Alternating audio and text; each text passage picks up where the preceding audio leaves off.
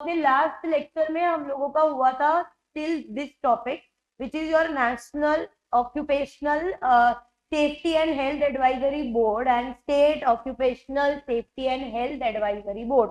ठीक है, क्या बोल रहा था, नेशनल और स्टेट दोनों में फर्क ये था, देखो नेशनल लेवल पे बना हुआ है तो बनाएगा सेंट्रल गवर्नमेंट, देन ये लोग एडवाइस देने का काम भी किसको करेंगे, सेंट्रल गवर्नमेंट को। नाम में दिया हुआ है एडवाइजरी बोर्ड, तो they will give the advises. अच्छा, क्या एडवाइस देनी है हम लोग को यहाँ पे with regard to occupational safety health and working conditions का जो कोड बना हुआ है वो implementation of this code, standard rules and regulations बनाना, पॉलिसीज एंड प्रोग्राम्स बनाना, एंड सेंट्रल गवर्नमेंट जो मैटर्स रेफर करने को बोलता है वो सारे मैटर्स रेफर करना टू द सेंट्रल गवर्नमेंट। ठीक है, state occupational safety and health advisory board कौन बनाएगा बताओ, नाम में क्या दिया हुआ है, स्टेट। एडवाइस भी ये लोग किसको देंगे, स्टेट गवर्नमेंट। ठीक है, तो बहुत सिंपल था। अब आज के लेक्चर में हम आज के डे में हम लोग ये डिस्कस करने वाले हैं, देखो आपके कोड का नाम क्या है, occupational safety health and working condition, जिसको आप लोग वेलफेयर कंडीशन भी बोल सकते हो। थोड़ा सा एक्ट का ऑब्जेक्ट याद करेंगे, एक्ट बना था वर्कर की सेफ्टी के लिए, वर्कर की हेल्थ को रेगुलेट करने के लिए एंड वर्कर की वर्किंग कंडीशंस और वेलफेयर कंडीशंस के लिए। बराबर, यही ऑब्जेक्ट था ना। जब हम लोगों ने पहले लेक्चर में 4 लेबर कोड की बात किया था तो हम लोग ये बोल रहे थे कि वर्कर आज एक जगह पे जाता है वो तो सबसे पहले क्या देखेगा, तुमने बोला पैसा, लेकिन पैसे से पहले भी हम लोगों को जिस जगह पे हम लोग जा रहे हैं उस जगह का एनवायरमेंट एंड वर्किंग कंडीशन देखनी पड़ेगी। ठीक है, तो दिस इज दैट कोड। अच्छा, अभी तक मुझे बताओ तो हमने किया definition, procedure, advisory board and all that thing. क्या आपने अभी तक एक्चुअली में ये पढ़ा या हमको एक डाउट आया कि यार वर्कर की सेफ्टी का अगर ध्यान रखना है तो क्या करना चाहिए, कौन से ऐसे मेजर्स लेने चाहिए। ठीक है, हेल्थ का ध्यान रखना है तो क्या मेजर्स लेने चाहिए, और वेलफेयर का ध्यान रखना है तो क्या मेजर्स लेने चाहिए, ये अभी तक हम लोगों को डिटेल में आया क्या, नहीं। ठीक है, अब आज के लेक्चर में आप लोगों को वो डिटेल में आएगा, what are the safety health and the welfare measures that an employer must take in his organisation. ठीक है, अब सबसे इंपॉर्टेंट बनती है वर्कर की सेफ्टी जहां पे वो काम करेगा। और याद करो, ऐसी इंडस्ट्रीज जो हजार्डस कैटेगरी में फॉल हो रही है, या माइंस है, या फिर बीडी एंड सिगार इंडस्ट्रीज है, या ऐसी इंडस्ट्रीज है जो एकदम लाइफ थ्रेटनिंग एक्टिविटीज का काम कर रही है, तो वहां पे तो सेफ्टी कंडीशन और भी ज्यादा इंपॉर्टेंट हो जाती है। तो क्या हम लोगों को ऐसी सब जगहों पे एक इन हाउस सेफ्टी कमिटी या सेफ्टी ऑफिसर अपॉइंट करना चाहिए? Of course yes. तो वो फुल टाइम उधर रहेगा, मेजर्स भी लेगा, ध्यान भी देगा एंड सारी रिपोर्टिंग भी करेगा। तो आज के लेक्चर में जो अब हम लोग शुरुआत करेंगे उसमें आपको ये देखने को मिलेगा कि भाई सेफ्टी मेजर्स में क्या आएगा, हेल्थ मेजर्स में क्या आएगा एंड वेलफेयर मेजर्स में क्या आएगा। प्लस सेफ्टी को रेगुलेट करने के लिए we will be having a committee wherever whenever applicable। अगर कमिटी नहीं तो आपको ऑफिसर तो अपॉइंट करना ही है, अलग अलग इंडस्ट्रीज के नंबर ऑफ वर्कर्स पे डिपेंडेंट। क्या इतनी सी बात क्लियर है? तो हम आगे बढ़े इस चीज में। अब आपको ना काफी नए नए टर्म सीखने को मिलेंगे, तो प्लीज ध्यान से एकदम अच्छे से सुनना। ठीक है, तो नाउ स्टार्टिंग विथ हमारे occupational safety and health standard जो हमारे सेंट्रल गवर्नमेंट ने बताए हैं, एंड हम लोगों को बोला है कि अगर आप स्पेशली इस सब टाइप में फॉल हो रहे हो ना तो आपको कंपलसरी ये स्टैंडर्ड्स को अडॉप्ट करना पड़ेगा। एंड आपको मतलब किसको, हमारे एम्प्लॉयर को। ठीक है, तो इसकी स्कोप में देखो क्या दिया हुआ है, hazard control. Remember the definition of hazardous substance और हजार्डस प्रोसेस। उसको हजार्डस या डेंजरस क्यों बोला था, बिकॉज वो हार्म पहुंचा रहा था किसको, जो वर्कर वहां पे काम कर रहे हैं उसको भी, एंड जो हमारा एनवायरमेंट है उसको भी, तो इसीलिए हमने उसको हजार्डस बोला। तो ये जो स्टैंडर्ड डायरेक्टली सेंट्रल गवर्नमेंट ने बनाया हुआ है, इसका स्कोप, इसका standard is applicable to the factories, mines, dock, bidi and cigar, construction and other establishment. Consider कर सकते हो जो हजार्डस कैटेगरी में आती है वो सारी की सारी एस्टैब्लिशमेंट। बराबर। Now what has to be done is, scope बोलता है कि आपको यहाँ पे ना एम्प्लॉयर को मेजर्स लेने हैं for hazard control and hazard management. बराबर। लेकिन अब एम्प्लॉयर को क्या मेजर्स लेने चाहिए, अगर वो भी सेंट्रल गवर्नमेंट और वो भी हमको लॉ ही बता देगा तो ज्यादा बेटर हो जाएगा, तो हमको समझेगा हमको किस किस एरिया में ध्यान रखना है। ठीक है, तो आप लोगों को क्या मैनेजमेंट के नॉर्म्स रखने वो भी हम लोगों को बताए, जैसे hazard appraisal, symptoms and treatment. जो वर्कर यहाँ पे काम करेगा और उसको वहां से कुछ भी चोट लगती है या कुछ भी हार्म होता है, तो हम लोगों को उसकी सिम्टम्स पता चलेंगे। सिम्टम्स पता करने के बाद क्या करने का, एम्प्लॉयर को लग रहा है कि यहाँ पे मेरे यहाँ पे काम करने के बाद सारे के सारे वर्कर्स को इस टाइप की डिजीज हो गई है, तो क्या करेगा एम्प्लॉयर, कुछ नहीं, आगे बस देख लेने का, ये सिम्टम्स हो गए, ओके फाइन, अपने आप से ट्रीटमेंट जाके करा लो। नहीं ना, तो क्या स्टेप लेने के, पहले सिम्टम्स नोट करो, ट्रेस डाउन करो एंड देन उसका ट्रीटमेंट कराओ। ठीक है। अच्छा, बहुत बार ऐसा भी होता है कि डिजीज हम लोगों को जब हम काम कर रहे थे ना तब नहीं हुआ, कुछ कुछ बीमारी ऐसी होती है जैसे कैंसर होता है ना, वो इमीडिएट उस पर नहीं पता चलता, जब वो बहुत एडवांस लेवल जो कहा जाता है तब पता चलता है। तो ये सब डिजीज ऐसी है कि तुरंत मालूम नहीं पड़ेगा, और ऐसा भी हो सकता है कि वर्कर काम छोड़ के चला गया। ठीक है। तो अगर काम छोड़ के बाद पता चला कि उसको इस हैजार्डस काम की वजह से ये सिम्टम्स हुए और ये बीमारी हो गई, ठीक है, तो एम्प्लॉयर क्या बोलेगा, अपनी लायबिलिटी से, इररिस्पॉन्सिबिलिटी से ऊपर चला जाएगा कि भाई वो अब काम छोड़ के चला गया है तो I am not responsible for the same. नहीं, तो पोस्ट एम्प्लॉयमेंट सीजेशन, उसके बाद भी एम्प्लॉयर ही लायबल रहता है, रिस्पॉन्सिबल रहता है टू मेक श्योर कि भाई उसको अगर ऐसा कुछ भी हुआ है तो ट्रीटमेंट भी कराया जाएगा, चेकिंग वगैरह भी कराई जाएगी एंड वो मेडिकल रिपोर्ट निकाले जाएंगे। पहले इतनी बात क्लियर हुआ। तो हम क्या पढ़ रहे हैं यहाँ पे, हमने बोला ऑक्यूपेशनल सेफ्टी एंड हेल्थ के लिए क्या स्टैंडर्ड बने, अब हम लोगों को वो जानना है। तो सेंट्रल गवर्नमेंट ने हमको बताया मेजरली सेफ्टी एंड हेल्थ का ज्यादा इंपॉर्टेंटली ध्यान रखने की जरूरत पड़ती है उस इंडस्ट्रीज में, जैसे फैक्ट्रीज हो गया, माइंस हो गया, डॉक्स हो गया, बीडी एंड सिगार एस्टेब्लिशमेंट हो गई, कंस्ट्रक्शन हो गया, अदर एस्टेब्लिशमेंट आ गए। अब क्या ध्यान रखना है, वो भी अगर एम्प्लॉयर को हमारा गवर्नमेंट या लॉ ही बता दे तो ज्यादा बेटर होगा। तो हम लोगों को ऐसा बोला, पहले हैजार्ड के क्या सिम्टम्स है वो डिटेक्ट करो एंड उसका ट्रीटमेंट कराओ। ठीक है। अब आगे देखना क्या दिया हुआ है, तो कितना वर्कर एक्सपोज हो रहा है टुवर्ड्स दैट हैजार्डस इंडस्ट्री, उसको मॉनिटर करो। Free medical test will be provided by the employer, नाम में लिख दिया है ना फ्री, तो कोई भी चार्जेस किसी भी फॉर्म में और किसी भी मैनर में एम्प्लॉयर चार्ज नहीं करेगा। ठीक है। फिर सेफ्टी ऑडिट्स कराओ, जैसे टाइम टू टाइम ना आप इसी में एक टॉपिक पढ़ोगे, that is third party audit and certification, आएगा तो मैं आपको बताऊंगी। बेसिकली ये बात करता है कि हमारे एस्टैब्लिशमेंट के अंदर जो मशीनरीज लगी है, जहाँ पे प्लांट एंड एस्टैब्लिशमेंट है, उस जगह पे कितना सेफ्टी कंडीशंस है, कितने वर्कर्स और कितना बराबर काम चल रहा है। अच्छा, एक मशीन है हमारे फैक्ट्री में, ठीक है, उस मशीन में ना कुछ वायरिंग का इश्यू है, वहां से करंट पास होता है। ठीक है। एम्प्लॉयर के नोटिस में ये चीज आ गई है, एम्प्लॉयर इसके ऊपर कोई भी स्टेप नहीं लेता और ये मशीन ऐसे ही चल रही है और वर्कर इसके ऊपर काम भी चल रहे हैं और इस डिफेक्टिव मशीन को 2 साल 5 साल हो गए, चलेगा ये चीज? नहीं। तो या तो मशीनरी रिप्लेस होगी या फिर मशीनरी को ठीक कराओ। तो जब आप ऑडिट करोगे तभी तो आपको पता चलेगा इस चीज के बारे में। तो safety audit also to be done by the employer. ठीक है। अब नेक्स्ट आप लोगों को कुछ एक टर्म देखो, हैजार्ड एंड ऑपरेबिलिटी स्टडीज, एक दिखेगा फॉल्ट ट्री एनालिसिस एंड दूसरा दिखेगा इवेंट ट्री एनालिसिस। सुना हुआ ये टर्म? Any idea? ध्यान से सुनना, ऊपर के सब टर्म समझ में आए कि हमको हैजार्ड मैनेजमेंट के लिए क्या स्टेप्स लेने चाहिए, pre medical test, safety audit, this and that समझा। अब है ना, what is the meaning of event tree analysis and fault tree analysis, अभी बहुत अच्छे से समझना। एक वर्ड में मैं आप लोगों को बताऊं तो इसको हम लोग बोलेंगे बैकवर्ड एनालिसिस एंड इसको हम लोग बोलेंगे फॉरवर्ड एनालिसिस। ठीक है। एक एग्जांपल देती हूँ, उससे समझ में आएगा। सपोज एक फैक्ट्री में ना गैस लीक के बारे में थोड़ा सा पता चलता है, मतलब अभी एकदम कुछ एक्सप्लोजन नहीं हो गया, फायर नहीं लगी है, कुछ नहीं, अब इससे मालूम पड़ा है कि कुछ जगह से थोड़ा सा गैस लीक का प्रॉब्लम हुआ है, थोड़े से वर्कर ने आके कंप्लेंट किया है। ठीक है। तो तुम अभी एम्प्लॉयर क्या वेट करेगा जब तक पूरा गैस लीक हो जाए, दूसरा प्रोफाइल गैस स्ट्रैटेजी बन जाए, उसका के लिए हम लोग रुके रहेंगे? तुरंत हम लोग कुछ एक्शन लेंगे। और वो एक्शन क्या होगा, ये गैस लीक की वजह से फायर ये हो सकता है, तो पहले देखने का कि हमारा फायर अलार्म प्रॉपरली वर्किंग है कि नहीं है, ताकि हमको तुरंत पता चले। अच्छा, हम ना गैस लीक का जो प्रॉब्लम है उसको तो रिपेयर मेंटेन करके प्रॉपर कर ही देंगे, बट उसके साथ साथ हम लोगों को ये ध्यान देना है कि क्या हमारा फायर अलार्म बराबर था। तो अगर ऐसा कुछ भी सिनेरियो आगे भी होता है तो हम लोगों को जल्दी पता चल जाएगा। ठीक है।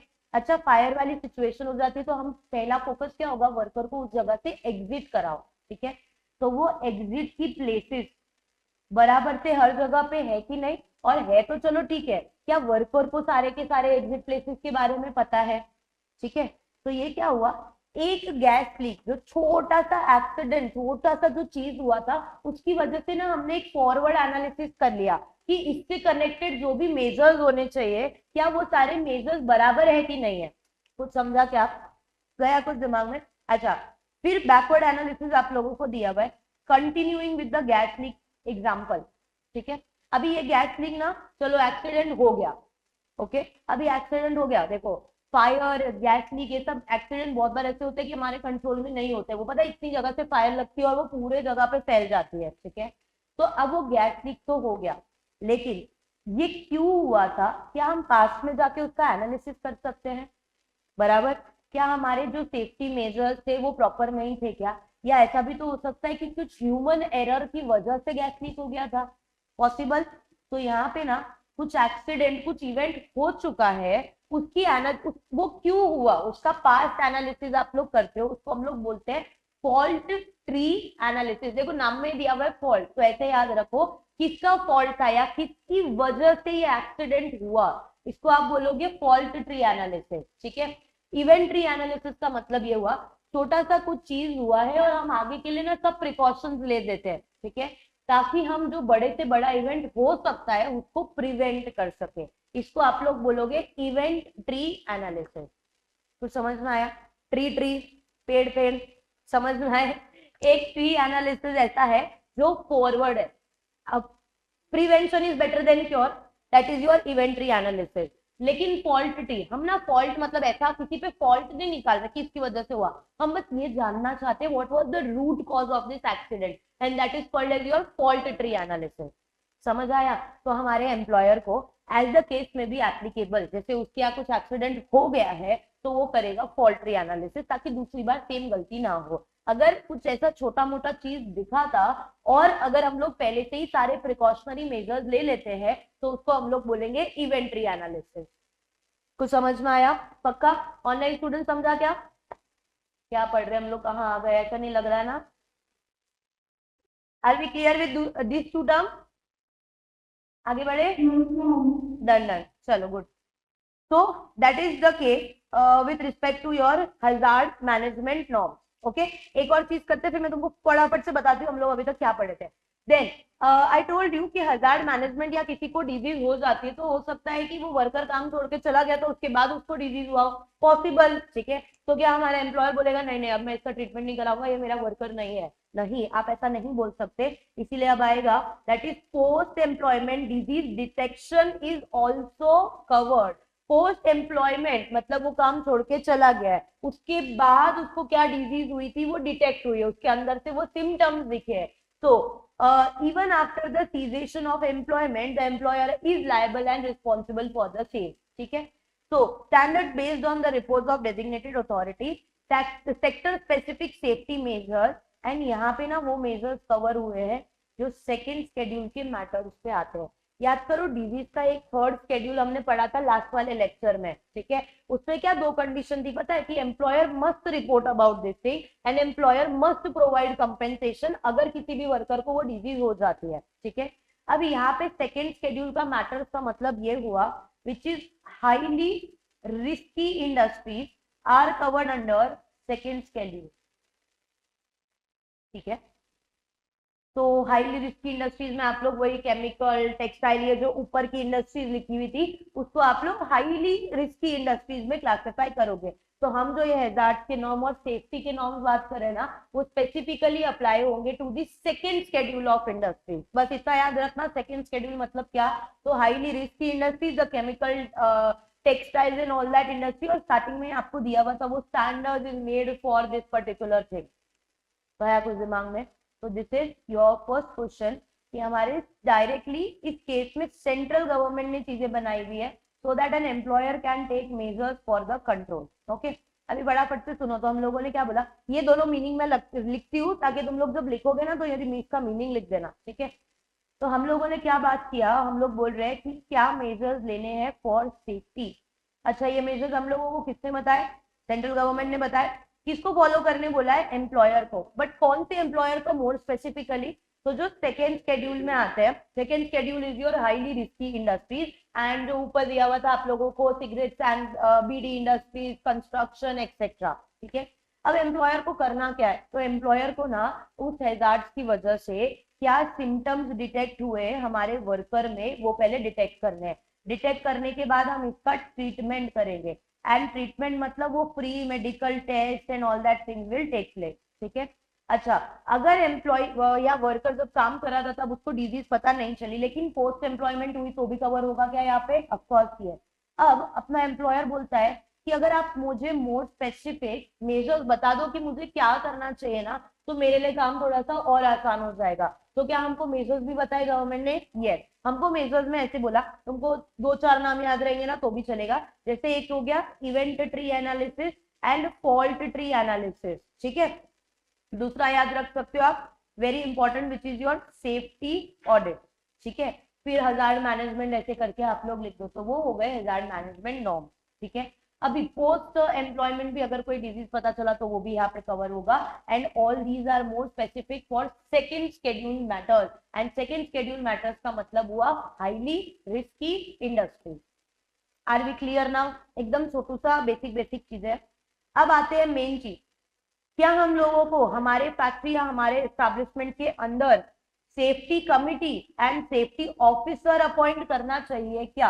अच्छा, कमिटी बोला ना तो कमिटी का मतलब होगा इस कमिटी में कुछ ग्रुप ऑफ पीपल होंगे, एक चेयरपर्सन होगा, उसके साथ काम करने वाले मेंबर्स होंगे। ठीक है, सेफ्टी ऑफिसर बोला तो सेफ्टी ऑफिसर मतलब एक ऑफिसर होगा, या जितना हमारी अप्रोप्रिएट गवर्नमेंट बोल रही है उतने ऑफिसर्स होंगे उसी एस्टैब्लिशमेंट के अंदर।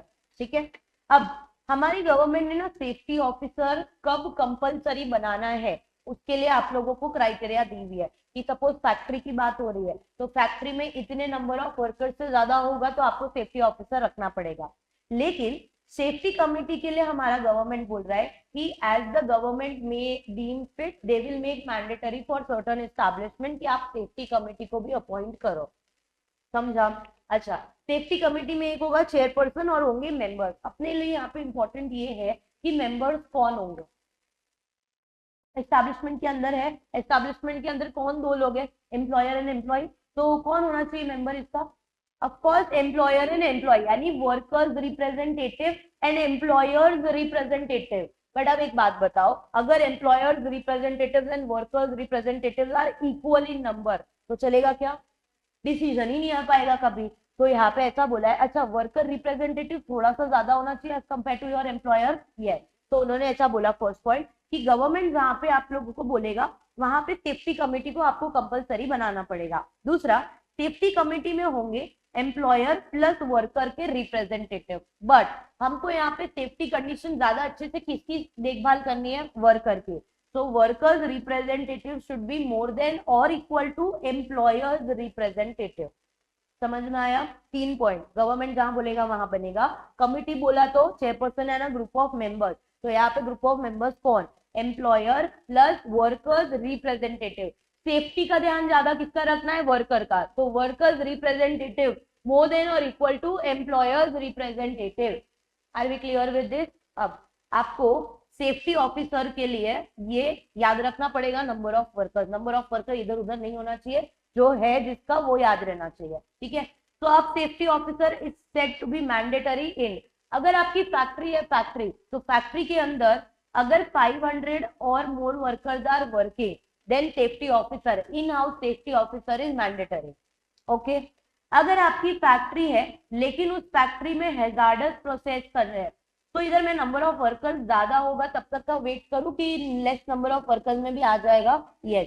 तो नॉर्मल फैक्ट्री है तो 500 और मोर था, लेकिन हैजार्डस फैक्ट्री है तो 250 और मोर हो जाएगा। एग्जैक्ट उसका हाफ कर दो, क्योंकि हैजार्डस है, ज्यादा जरूरत है सेफ्टी ऑफिसर की, तो हमने कम नंबर ऑफ वर्कर्स में भी एप्लीकेबल कर दिया। समझा? अब अगर आपका बिल्डिंग या कंस्ट्रक्शन वर्क है तो again we have 250 or more worker, लेकिन माइन फैक्ट्री और हैजार्डस प्रोसेस से भी और ज्यादा डेंजरस। माइन में ना लोगों को अंडरग्राउंड भी काम करना पड़ता है, तो और ज्यादा सेफ्टी देखना है तो यहाँ पे 100 और मोर वर्कर्स हुए तो कंपलसरी एक सेफ्टी ऑफिसर चाहिएगा। फटाफट से बोलते हैं, नॉर्मल फैक्ट्री के केस में कितना बोलोगे? 500 और मोर।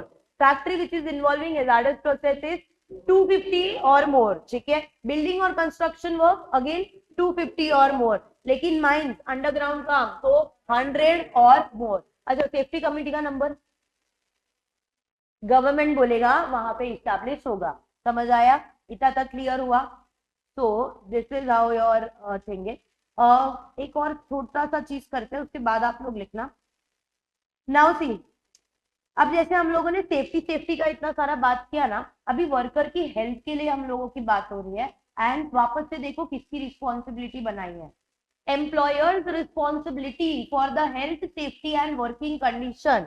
तो जैसे याद करो लास्ट लेक्चर में ड्यूटीज ऑफ एम्प्लॉयर किया था, general duty and specific duty. वैसे यहाँ पे भी आप लोगों को दिखेगा जनरल ड्यूटी क्या है और क्या स्पेसिफिक स्टैंडर्ड्स आपको लेने चाहिए। अगर वर्कर की हेल्थ की बात हो रही है, सेफ्टी में तो आप समझोगे मशीनरी आ गया, जो काम करे वो जगह आ गई। हेल्थ में हमारे एम्प्लॉयर को क्या स्टेप लेने चाहिए वो बताओ, ताकि वर्कर की हेल्थ बराबर रहे। ठीक है, क्या स्टेप लोगे वो बताओ। वर्कर जहां पूरा पूरा दिन काम कर रहा है, ठीक है, suppose this is that area, this is that space जहाँ पे वर्कर पूरा दिन काम कर रहा है, ठीक है। और अगर इस रूम में 100 वर्कर एक साथ भर दिए जाए और उनको बोला जाए कि 10 घंटा आप इधर काम करोगे, will it be good for the health of the worker? क्यों नहीं होगा? सफोकेशन होगा, यहाँ पे भीड़ भाड़ बहुत होगी। मस्त पीक टाइम की हमारी विरार लोकल को याद कर लो, ओवर क्राउडिंग का भी ओवर क्राउडिंग है वो, ठीक है। तो क्या ये ओवर क्राउडिंग ठीक है? वो भी ओवर क्राउडिंग हम लोगों को 10-12 घंटे बैठ के वहां पे काम करना है, ठीक है। ये ओवर क्राउडिंग कितना दिन कर लोगे? हाँ, बेचारे लोग जो है जो ट्रैवल करते हैं वो लोग वो रोज करते हैं, लेकिन ये ओवर क्राउडिंग कितना करेंगे? ठीक है, तो प्रॉपर स्पेस तो होनी चाहिए कम से कम, बराबर। अब इसमें भी और एक बड़ी बात, गर्मी के टाइम पे पता है जब विरार लोकल रहती है तो ओवर क्राउडिंग तो अलग रहती है, ऊपर से गर्मी इतना रहता है, ठीक है। घर से नहा के जाने का कोई फायदा नहीं, कितना भी एक्सपेंसिव परफ्यूम लगा लो कोई फायदा नहीं, ठीक है। तो ओवर क्राउडिंग तो है। जस्ट इमेजिन इस फैक्ट्री के अंदर ना एसी हो, ना फैन हो और ना वेंटिलेशन के लिए कुछ हो, क्या हालत होगी वर्कर की? Not imaginable, beyond imagination. तो वेंटिलेशन एंड टेम्परेचर कैसा होना चाहिए? At least proper. अच्छा, बीडी एंड सिगार इंडस्ट्रीज है ना, जैसे अपने यहाँ बहुत ह्यूमिड क्लाइमेट है ना, वैसे बीडी एंड सिगार के यहाँ पे तो और ह्यूमिड क्लाइमेट हो जाता है, मतलब पूरा टाइम पसीना पसीना पसीना ऐसे, ठीक है। तो वेंटिलेशन प्रॉपर होना चाहिए और टेम्परेचर प्रॉपर होना चाहिए, फ्रेश हवा जहाँ से आ जा रही है वो प्रॉपर होना चाहिए, and temperature should be adequate enough कि बहुत ज्यादा ठंडी भी नहीं लगनी चाहिए, बहुत ज्यादा गर्मी भी नहीं लगनी चाहिए, ठीक है। अब इसमें ना दो ऑप्शन होते हैं, जैसे पता है बहुत जगहों पे नेचुरल सनलाइट आता है, तो ये प्रॉपर वो बोलते हैं ना हवा उजास प्रॉपर है वैसा, ठीक है। तो अगर नेचुरली ये चीज मेंटेन है तो वेल एंड गुड, अच्छी बात है। लेकिन अगर ऐसा फैक्ट्री कुछ ऐसी जगह पे है जहाँ पे नेचुरल सनलाइट नहीं आता या जहाँ पे प्रॉपर एयर एंड वो सब नहीं है, तो फिर हम लोगों को आर्टिफिशियल वैसे मेजर्स लेने पड़ेंगे। क्या मेजर लेने का? फैन लगाओ सफिशियंट, एसी लगाओ सफिशियंट, तो टेम्परेचर मेंटेन हो जाएगा। सनलाइट नहीं आ रही तो लाइटिंग इतनी प्रॉपर होनी चाहिए कि वहां पे प्रॉपरली सब चीजें काम हो सके, ठीक है।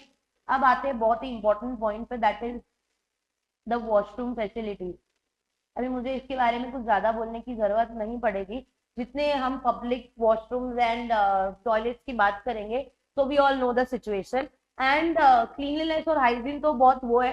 फैक्ट्रीज में ना बहुत बार क्या होता था पता है, फैक्ट्री अगर रिमोट लोकेशन पे ना तो वॉशरूम 5 किलोमीटर दूर होता था वहां से, ऊपर से फीमेल्स के लिए वो एक अलग प्रॉब्लम हो जाता था। तो जो पूरा दिन वहां पे काम करेंगे, आप क्या 5 किलोमीटर चल के जाओगे हर बार इस चीज के लिए? Of course not.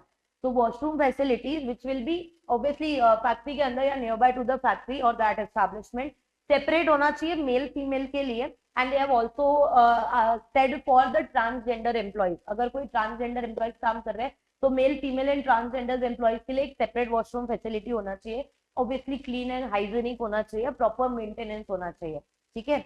देन हम लोगों ने बात किया है, अच्छा आप लोगों को हम लोग यहाँ पे क्लीन ड्रिंकिंग वाटर फैसिलिटी, ये भी हेल्थ में ही आएगा। ऑफकोर्स ये पानी, जिसमें हम लोग हर जगह का पानी बाहर से रहता है तो वो नहीं पीते क्योंकि वो क्लीन नहीं होता है, हाइजीन वापस से मेंटेन नहीं होती। अगेन हमारा वर्कर यहाँ पे पूरा दिन काम कर रहा है और उसको पानी पीने की या वॉशरूम जैसी बेसिक फैसिलिटीज भी नहीं होगी या गंदी होगी, तो how will be the health of workers be secured? Problem. Next, separate facilities या separate room for cleaning and drying the clothes, and जहाँ पे कंस्ट्रक्शन साइट पे वर्कर जो नाइट से वहां पे करते हैं ना, उन लोगों के लिए वो सारी फैसिलिटी होनी चाहिए। तो अगर हम लोग हेल्थ रिलेटेड चीज की बात करें तो हेल्थ रिलेटेड चीज में ये सारे चीजों को एड्रेस करना है, ठीक है। अब ये फैक्टर्स तुमको पढ़ने जैसे हैं, मतलब तुमको ऐसा ऐसा लर्न करना पड़ेगा, तब आएगा कि खुद से लिख सकते हो इस चीज को। You can write that thing. Health, अगर हेल्थ कैसे अफेक्ट होती है, बाहर का गंदा पानी पिया या फिर खाना खाया या वॉशरूम फैसिलिटी, ऐसी सब चीज से हेल्थ खराब होती है। पूरा दिन जहाँ पे काम कर रहे हैं वहां वेंटिलेशन एंड टेम्परेचर प्रॉपर नहीं है, हेल्थ खराब होगा। बहुत ज्यादा ओवर क्राउडिंग है तो हेल्थ खराब होगा। बस वही मेजर्स का ध्यान रखो। एंड इधर हम लोगों को एम्प्लॉयर की रिस्पॉन्सिबिलिटी इसी तरीके से बोली हुई है। जो आपको स्पेसिफिक स्टैंडर्ड दिखेंगे ना, देखो स्पेसिफिक स्टैंडर्ड में आ गई वो सारी चीजें। सबसे पहला तो cleanliness and hygiene, then ventilation, temperature and humidity, dust gas fume free environment, dust होती है ना बहुत ज्यादा जो वो भी खराब होता है हेल्थ के लिए, drinking water, no overcrowding, sufficient space, proper lighting, separate hygienic toilet for male female and the transgender employ, ठीक है। अच्छा, फैक्ट्री भी ऐसा गंदा रहेगा, साफ सुथरा नहीं रहेगा, एक हफ्ते से 2 हफ्ते से किसी ने साफ सफाई नहीं की है, चलेगा नहीं। तो ये सारे हेल्थ रिलेटेड फैक्टर्स जो आते हैं आप लोगों के क्लीनलीनेस एंड हाइजीन फैक्टर्स के अंदर। समझ में आया? तो हम लोगों ने देखो पहले सेफ्टी किया, देन हम लोगों ने हेल्थ रिलेटेड किया, फिर अभी जो थर्ड फैसिलिटी आएगी ना आप लोगों को, वो आपकी वेलफेयर फैसिलिटी आएगी। बट बिफोर दैट हम लोगों ने सेफ्टी को रिवाइज कर लिया था फटाफट से, सेफ्टी हैजार्ड वाला। हेल्थ में आप लोगों को बस इतना याद रखना है कि एम्प्लॉयर की ही रिस्पॉन्सिबिलिटी है ये बेसिक चीज करने की, ताकि हमारे वर्कर की हेल्थ ना खराब हो, ठीक है। तो याद रखने का ओवर क्राउडिंग से रिलेटेड आपको ये लाइटिंग वाइटिंग याद रहेगा, टेम्परेचर याद रहेगा। Obviously when we are talking about health, तो washroom facilities and drinking water facilities clean and hygienic होनी चाहिए, वो आएगा ही आएगा। बस इतने पॉइंट्स लिखोगे हेल्थ के रिलेटेड तो तुम्हारा हेल्थ स्टैंडर्ड बन जाएगा। समझ में आया? Online students are we clear? तो पहले इतना लिख देते हैं, देन हम लोग थोड़ा आगे जाएंगे। Are we clear? Any doubt in any point? Shall we write now? तो देखो हम लोगों ने सेफ्टी और हेल्थ रिलेटेड मेजर्स देखे। ये सेफ्टी और हेल्थ रिलेटेड मेजर्स किसको लेना है, किसके लिए लेना है? एम्प्लॉयर को, वर्कर्स के लिए, ठीक है। अच्छा, सेफ्टी हमने उनको प्रॉपरली प्रोवाइड की है कि नहीं, वो देखने के लिए हमारे पास में क्या safety committee as well as we have safety officers also, ठीक है। Now moving towards the welfare provision. जैसे हेल्थ के लिए क्या मेजर लेने थे, हेल्थ के बाद सेफ्टी के लिए क्या लेने थे, अब हम लोगों को पढ़ने हैं वेलफेयर के लिए क्या मेजर लेने हैं। But before that, what is the actual meaning of welfare? What do you exactly mean by the word welfare? कुछ better condition for the workers, but that better condition with respect to what? Because अगर आप लोगों ने safety और health condition भी देखी थी तो वो भी तो बेटर कंडीशन दी थी वर्कर के लिए, ठीक है। नाउ वेलफेयर का मतलब होता है वर्कर को ना कुछ कंफर्ट प्रोवाइड करना एंड डिग्निटी प्रोवाइड करना over and about the ways payment that he is getting. समझो, वर्कर काम कर रहा है तो उसको आपने उसके काम का पैसा दिया, दैट इज बट ऑब्वियस, वो आपको लीगली लॉजिकली कुछ भी देना ही है, ठीक है। लेकिन वर्कर को कुछ कंफर्ट और डिग्निटी प्रोवाइड करने का भी तो मिलने का भी तो राइट होता है। तो वेलफेयर का मतलब हुआ अ कंफर्टेबल फैसिलिटीज, एटलीस्ट कुछ तो फैसिलिटी, हम ऐसा एक्सपेक्ट नहीं कर रहे कि हमारी फैक्ट्री बहुत आलिशान हो ये हो वो, बट बेसिक फैसिलिटी तो हो ही सकती है वहां पे, स्पेशली वो वर्कर्स के लिए जो नाइट टाइम ड्यूटी करते हैं। एंड जैसे कंस्ट्रक्शन साइट पे होता है तो वो लोग वहीं पे रुकते हैं, रात को स्टे करते हैं, तो कुछ तो चीज ऐसी होनी चाहिए जो उनके लिए कंफर्टेबल हो, ठीक है। तो welfare is basically meaning the measures और the facilities for the worker in order to provide them a better work environment and a comfort and a safety, ठीक है। तो अब वेलफेयर प्रोविजन में क्या आना चाहिए बताओ? कंफर्ट के लिए आप एक वेलफेयर, एक वर्कर क्या देखेगा अपने कंफर्ट के लिए? सपोज अगर वो नाइट टाइम ड्यूटी कर रहा है तो क्या देखेगा? हाँ, सेफ्टी मेजर्स तो ऑब्वियसली, अभी और क्या देखेगा? नाइट टाइम ड्यूटी मतलब उसका जो कंस्ट्रक्शन साइट पे वो रह रहा है उसकी नाइट ड्यूटी भी चल रही है, एंड वो फिर वहां पे रुकता भी है, स्टे भी करता है, ठीक है, फिर अगले दिन उधर ही काम करता है। तो क्या देखेगा वर्कर बताओ? यस, रेस्ट रूम होना चाहिए ना भाई, जितना टाइम उसको ब्रेक मिलेगा या वो उधर रुका हुआ है तो सोने के लिए या रेस्ट रूम तो कुछ तो होना चाहिए, ठीक है।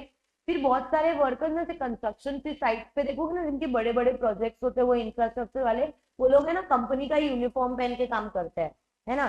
तो वो लोग जो अपना यूनिफॉर्म मतलब अपने कपड़े जो लेके आए हैं, मतलब basically that facilities for storing and drying the clothes, है ना, ये कंफर्ट फैसिलिटी में आया। नाउ कुछ वर्कर्स की फैक्ट्री में ऐसी होते हैं कि उनका ना पूरा का पूरा स्टैंडिंग ड्यूटी होता है, मतलब 8 घंटा 10 घंटा जो भी वो लोग काम करे ना, वो लोग को खड़े खड़े काम करना पड़ता है, ठीक है।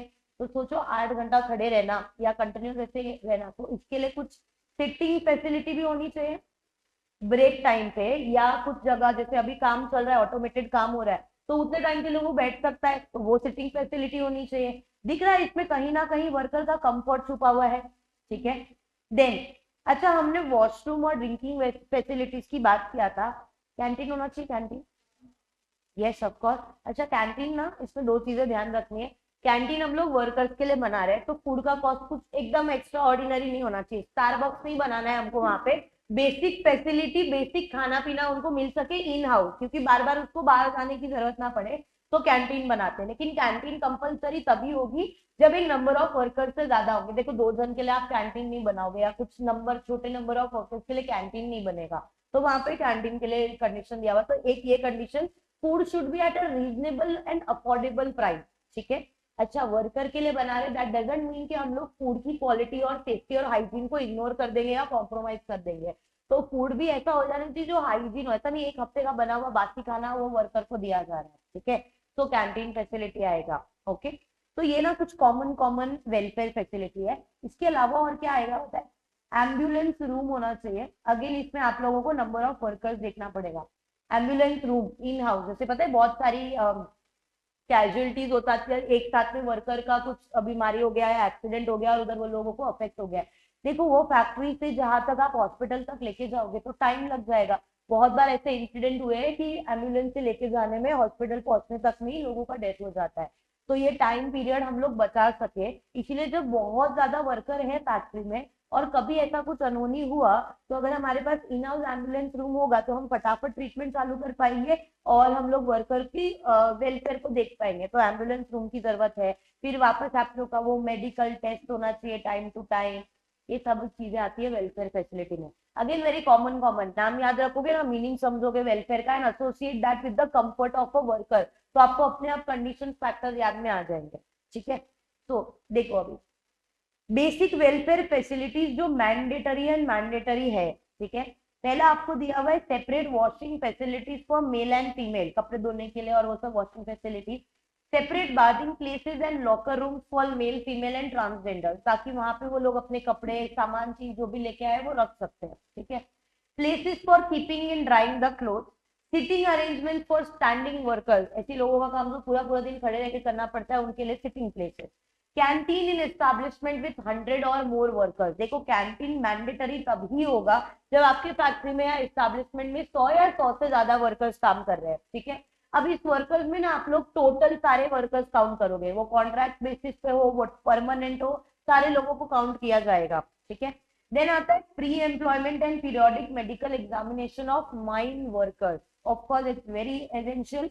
Adequate first aid boxes and cupboard, obviously it is ऐसी छोटी मोटी चोट के लिए फर्स्ट एड बॉक्स होना चाहिए, and other welfare conditions for measures for a decent living, ठीक है। अब एडिशनल क्या आती है जो हमारे सेंट्रल गवर्नमेंट ने प्रिस्क्राइब की है। अच्छा मैं यहाँ पे लिख देती हूँ, जब आप एडिशनल वेलफेयर कंडीशंस पढ़ोगे तो आपको साथ में ना नंबर ऑफ वर्कर्स भी ध्यान रखना पड़ेगा, बराबर। अच्छा एग्जाम में अगर आपको नंबर ऑफ वर्कर्स इधर उधर होते या नहीं याद रहते तो मत लिखना, चलेगा, बट गलत लिख के मत आना, किसी और के नंबर ऑफ वर्कर्स किसी और में मत लिखना। फिर एडिशनल वेलफेयर मेजर्स में भी सिर्फ नाम लिख के आना, समझ गए।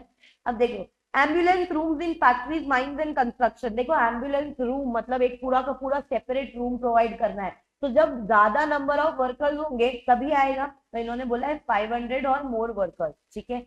मेडिकल फैसिलिटीज प्लस यूनिफॉर्म्स और raincoat for motor transport vehicle workers.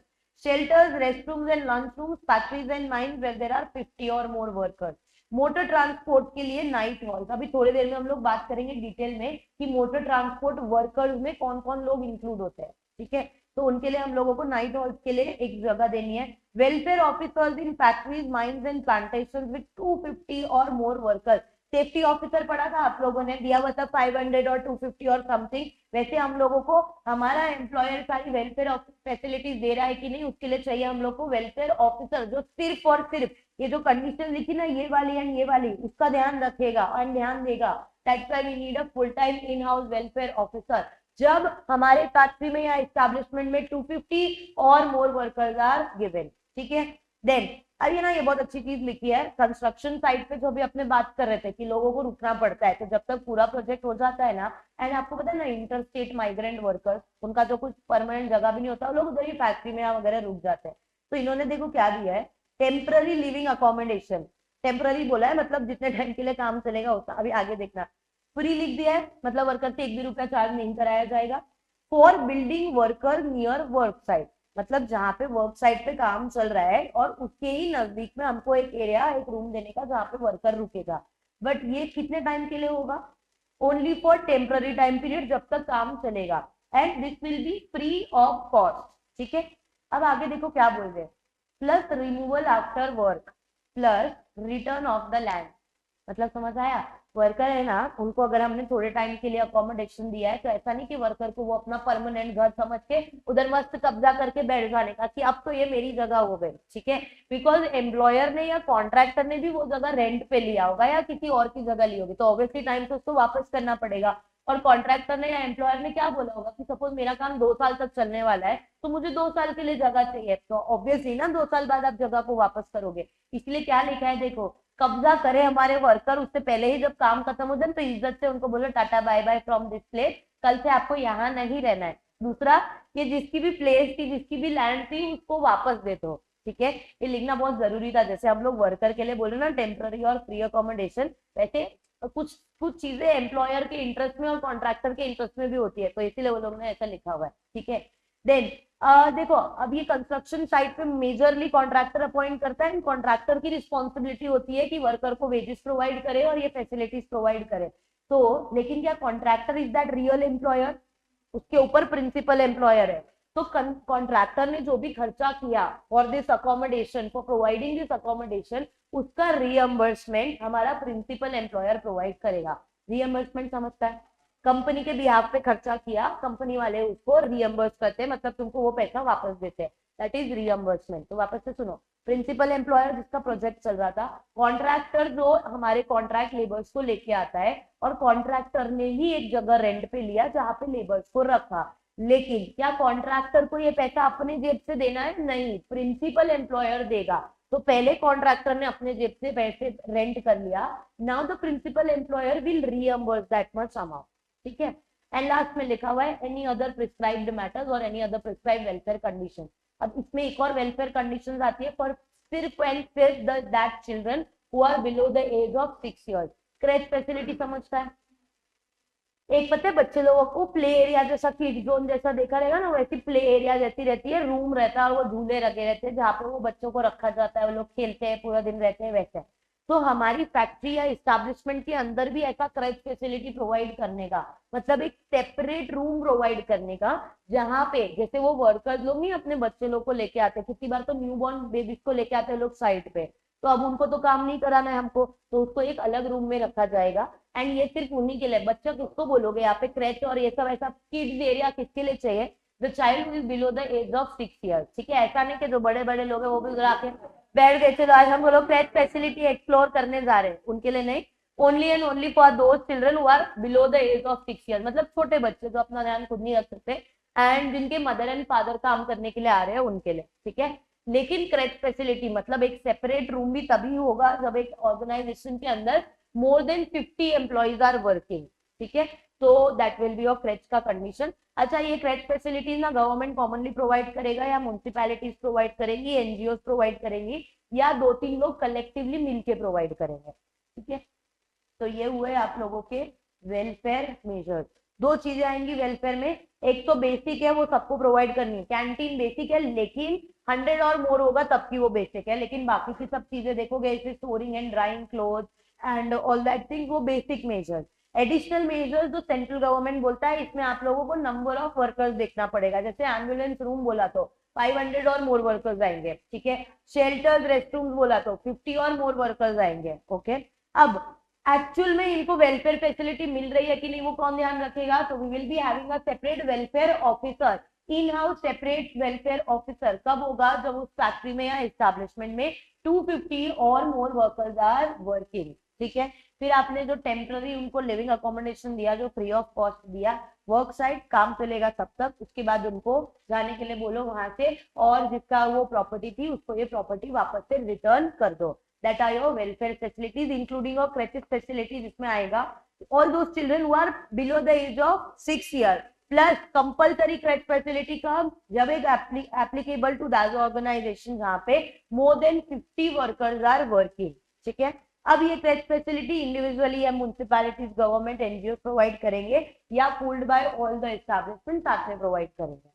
चले इतनी बात क्लियर हुआ। तो अब इस कोड का जो नाम है और उसके लिए जो सेफ्टी हेल्थ और वो मेजर्स लिए हुए हमने, वो ये रहे आपके मेजर्स। बहुत इंपॉर्टेंट है, कंडीशन देख के लग रहा होगा ये क्या क्या दिया हुआ है। पहले तो जब तुम फैक्ट्रीज एक्ट पढ़ते थे ना, तब तो इसको डिटेल में दिया हुआ था कि वॉशरूम फैसिलिटी में क्या कैसा होना चाहिए, बहुत बहुत डिटेल में दिया हुआ था। फिर झाड़ू पोछा कब करने का, ऐसी सब चीजें लिखी थी।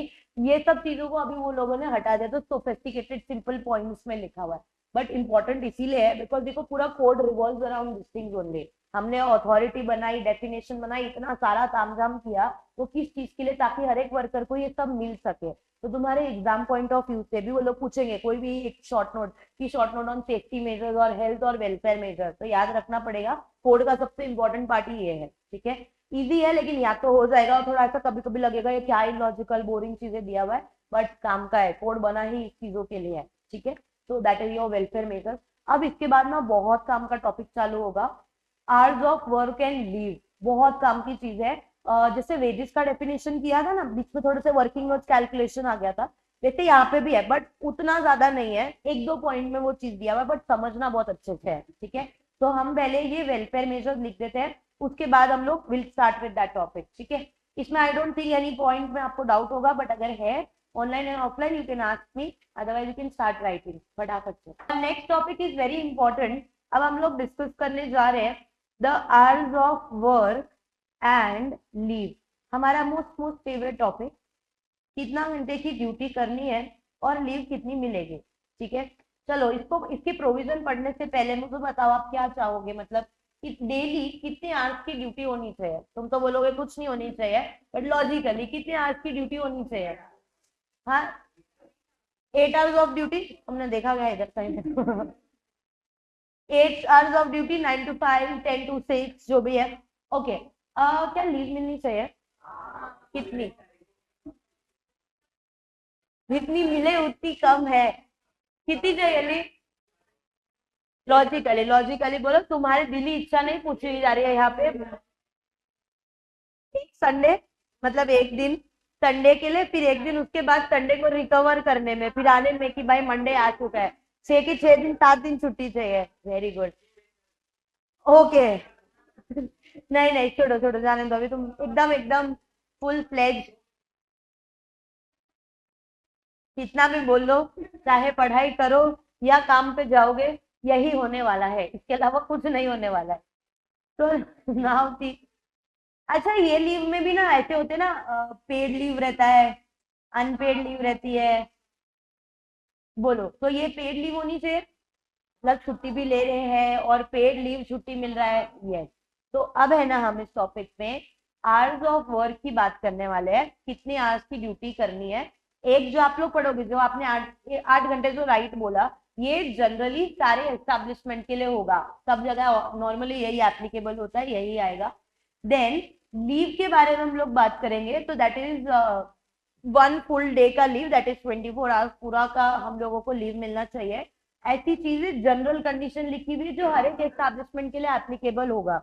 देन उन्होंने कुछ प्रोविजन दिया हुआ है माइन वर्कर्स के लिए, कुछ प्रोविजन दिया हुआ है मोटर ट्रांसपोर्ट वर्कर्स के लिए। देन इसके बाद का एक लीव वाला टॉपिक आएगा, वो तो अभी हम लोग सेपरेटली करेंगे, बट पहले इतना समझो, ठीक है। तो तुमको ना सिर्फ एक पहले एक टाइप का वर्कर डिटेल में समझने की जरूरत है अभी के लिए।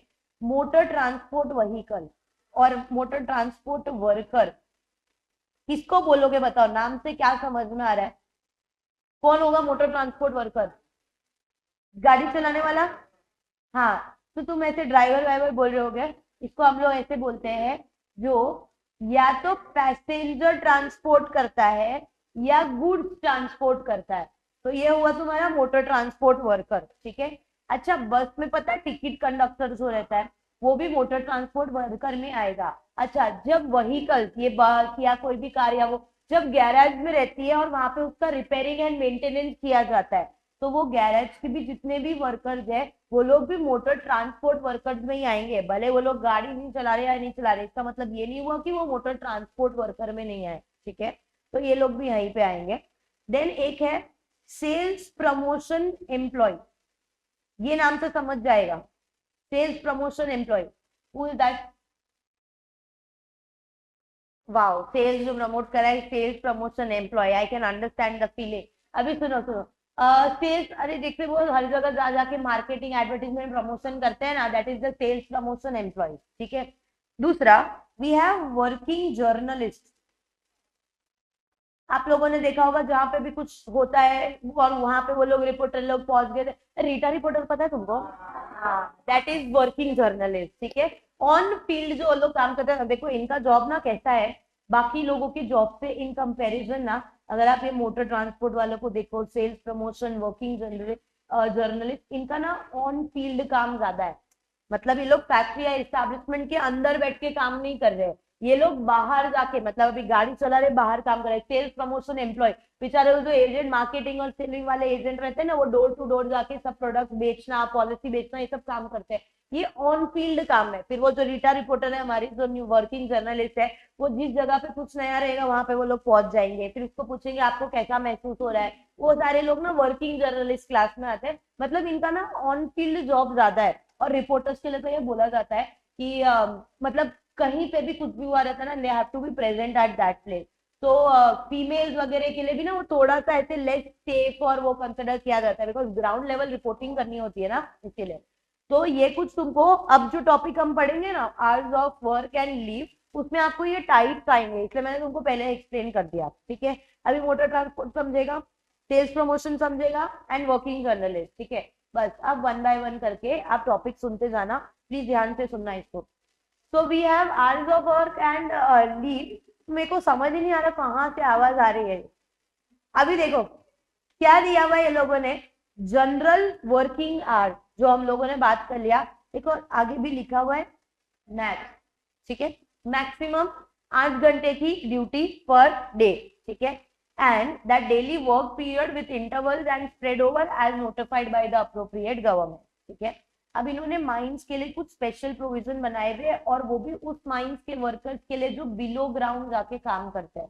तो ऐसा नहीं कि पूरा टाइम बिलो ग्राउंड जाके वो लोग पूरे ड्यूटी के टाइम पे काम करेंगे, इनका जितना ड्यूटी आज लिखा हुआ है रजिस्टर में, ये लोग उतना ही टाइम माइंस में अंडरग्राउंड जाके काम करेंगे। मतलब ऐसा ना हो, तुमको समझता है उधर का जो कंडीशन होगा, working condition, the climate, the whether that they will have, ऐसा नहीं कि पूरा टाइम अंडरग्राउंड जाके काम करो, जितना टाइम जितना ड्यूटी आवर्स रजिस्टर में लिखा हुआ है उतना ही टाइम अंडरग्राउंड वो बिलो द ग्राउंड ड्यूटी होनी चाहिए, ठीक है। अब इनके केस में जो मैक्सिमम डेली आवर्स होगा और जो भी शिफ्ट होगी वो as will be notified by your central government, ठीक है। ऑब्वियसली जनरल एप्लीकेबल होगा, बट कुछ प्लस माइनस कंडीशन या कुछ एडिशन डिलीशन करना होगा तो वो हमारा सेंट्रल गवर्नमेंट अपने को बताएगा, ठीक है। ये माइंस के लिए। अब मोटर ट्रांसपोर्ट के लिए क्या दिया हुआ है, देखो वर्किंग आवर्स हम लोग किसको बोलेंगे, अगर आप 8 घंटे की ड्यूटी बोलते हो तो आप 8 घंटे में क्या क्या काम को काउंट करोगे। तो हमने क्या बोला, मोटर ट्रांसपोर्ट वर्कर मतलब जो या तो पैसेंजर ट्रांसपोर्ट कर रहा है या गुड्स ट्रांसपोर्ट कर रहा है। तो ट्रांसपोर्ट करने के लिए जितना टाइम व्हीकल चलेगी ऑन रोड वो उसका वर्किंग आवर हुआ, ये तो सिंपल है। तो running time of vehicle, suppose एक बस उसने पूरा 5 घंटे चलाया, तो वो उसका 5 hour will be counted in the working hour, मतलब वो एक्चुअल में काम कर रहा था, ठीक है। दूसरा, अब जैसे हमने बोला कि वो टिकट कंडक्टर, टिकट चेकर, वो लोग भी सब आते हैं। गुड्स ट्रांसपोर्ट कर रहे तो जो सामान लोडिंग अनलोडिंग करते हैं वहां पे वो जो लेबर्स खड़े होते हैं, वर्कर्स होते हैं, ये सब्सिडरी काम में आया। एक गाड़ी चलाने वाला काम, सामान को एक जगह से दूसरे जगह लेके जाना, बट सामान लोडिंग भी करनी होती है ट्रक में, सामान को अनलोडिंग भी करना होता है, ये सब्सिडरी काम को भी आप लोग वर्किंग आवर्स में ही इंक्लूड करोगे, ठीक है। देखो कितने different different types of work and क्या क्या क्या चीजें आ रही है, एकदम अलग सब कुछ। तो पहला तो जो टाइम जितना व्हीकल चल रही है वो भी आएगा, जो सब्सिडरी काम है उससे कनेक्टेड काम ही है, ठीक है, तो वो भी इंक्लूड होगा। अभी थर्ड वाला ध्यान से समझना, mere attendance at terminals of less than 15 minute will also be counted as working hour. इसका मतलब क्या हुआ, आपकी बस है ना, बस डिपो में कुछ 10 मिनट पहले अराइव हो गई, ठीक है, तो अभी है ना बस का टाइमिंग होगा 10 मिनट के बाद, तो ये जो हमारा बस ड्राइवर और कंडक्टर और जो भी लोग हैं उनको इधर वेट तो करना पड़ेगा ना, ऐसे ना 10 मिनट पहले यहाँ से चालू कर देंगे। तो ये वाला जो टाइम है ना इनका वेटिंग टाइम, लेकिन ये waiting time less than 15 minutes का होगा, तो वो भी वर्किंग आवर्स में ही इंक्लूड होगा। पहले इतना समझ में आया। अब अपना common doubt, more than 15 minutes हुआ तो क्या? तो मोर देन 15 मिनट्स को ना अलग तरीके से ट्रीट किया जाएगा, मतलब जनरली हम लोग उसको भी देखो, कभी टेक्निकल इश्यू भी हो जाता है, बस खराब हो गई, बस को रिपेयर करने में ज्यादा टाइम लग गया, पॉसिबल। बट हम लोगों ने ना यहाँ पे लॉ के हिसाब से ये 15 मिनट्स वाला रखा है। पता है इसका एक लूप होल का एडवांटेज लिया जा सकता है कि बस खराब हो गई या कुछ प्रॉब्लम हो गई बोल के वेटिंग टाइम बढ़ा दिया जाए, और एक्चुअली में जो काम करना था, जो रनिंग टाइम ऑफ व्हीकल था, वो ना हो। तो एक प्रिस्क्राइब स्टैंडर्ड टाइम दिया है कि अगर आप वेट कर रहे हो किसी जगह पे, तो less than 15 minutes will be counted in your working hours only. ठीक है।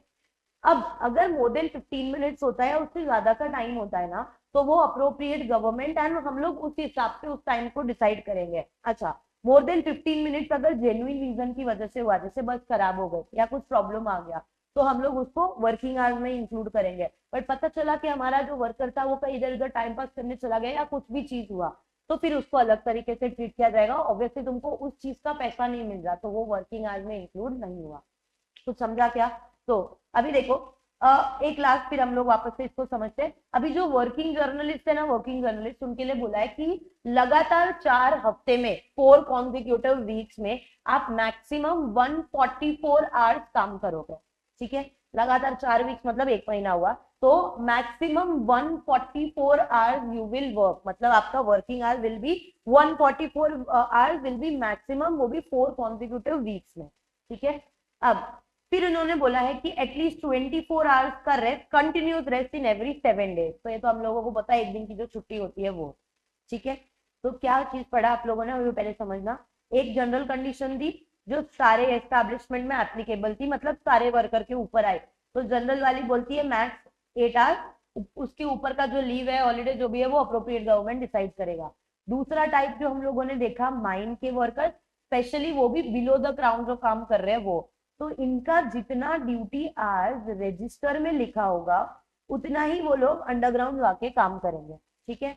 देन हम लोगों ने पढ़ा फॉर मोटर ट्रांसपोर्ट वर्कर, 3 चीजें आएगी इसमें। एक, जो रनिंग टाइम ऑफ व्हीकल है, गाड़ी चलाने का काम, that will be considered as working hour. दूसरा, जो सब्सिडरी वर्क होता है, एंसिलरी वर्क, वो भी वर्किंग आवर्स में आएगा। एंड थर्ड इज, आप बोल दो वेटिंग टाइम, लेकिन waiting time should be less than 15 minutes, ये भी वर्किंग आवर्स में आएगा। फोर्थ, आप लोगों ने पढ़ा this with respect to working journalist. Journalist के लिए बोला है 4 कॉन्जिक्यूटिव वीक्स में you will work for a maximum 144 hours. ठीक है। At least 24 hours of continuous rest, ऐसा नहीं 24 घंटे से छुट्टी दी। बहुत बार क्या, तो संडे को या घर जाने के बाद भी बहुत का कॉल चालू रहता है या कुछ ना कुछ काम हम लोग कर ही रहते हैं, इसको कंटिन्यूअस रेस्ट नहीं बोलते। तो at least 24 hours of continuous rest in every 7 days. अभी समझ आया?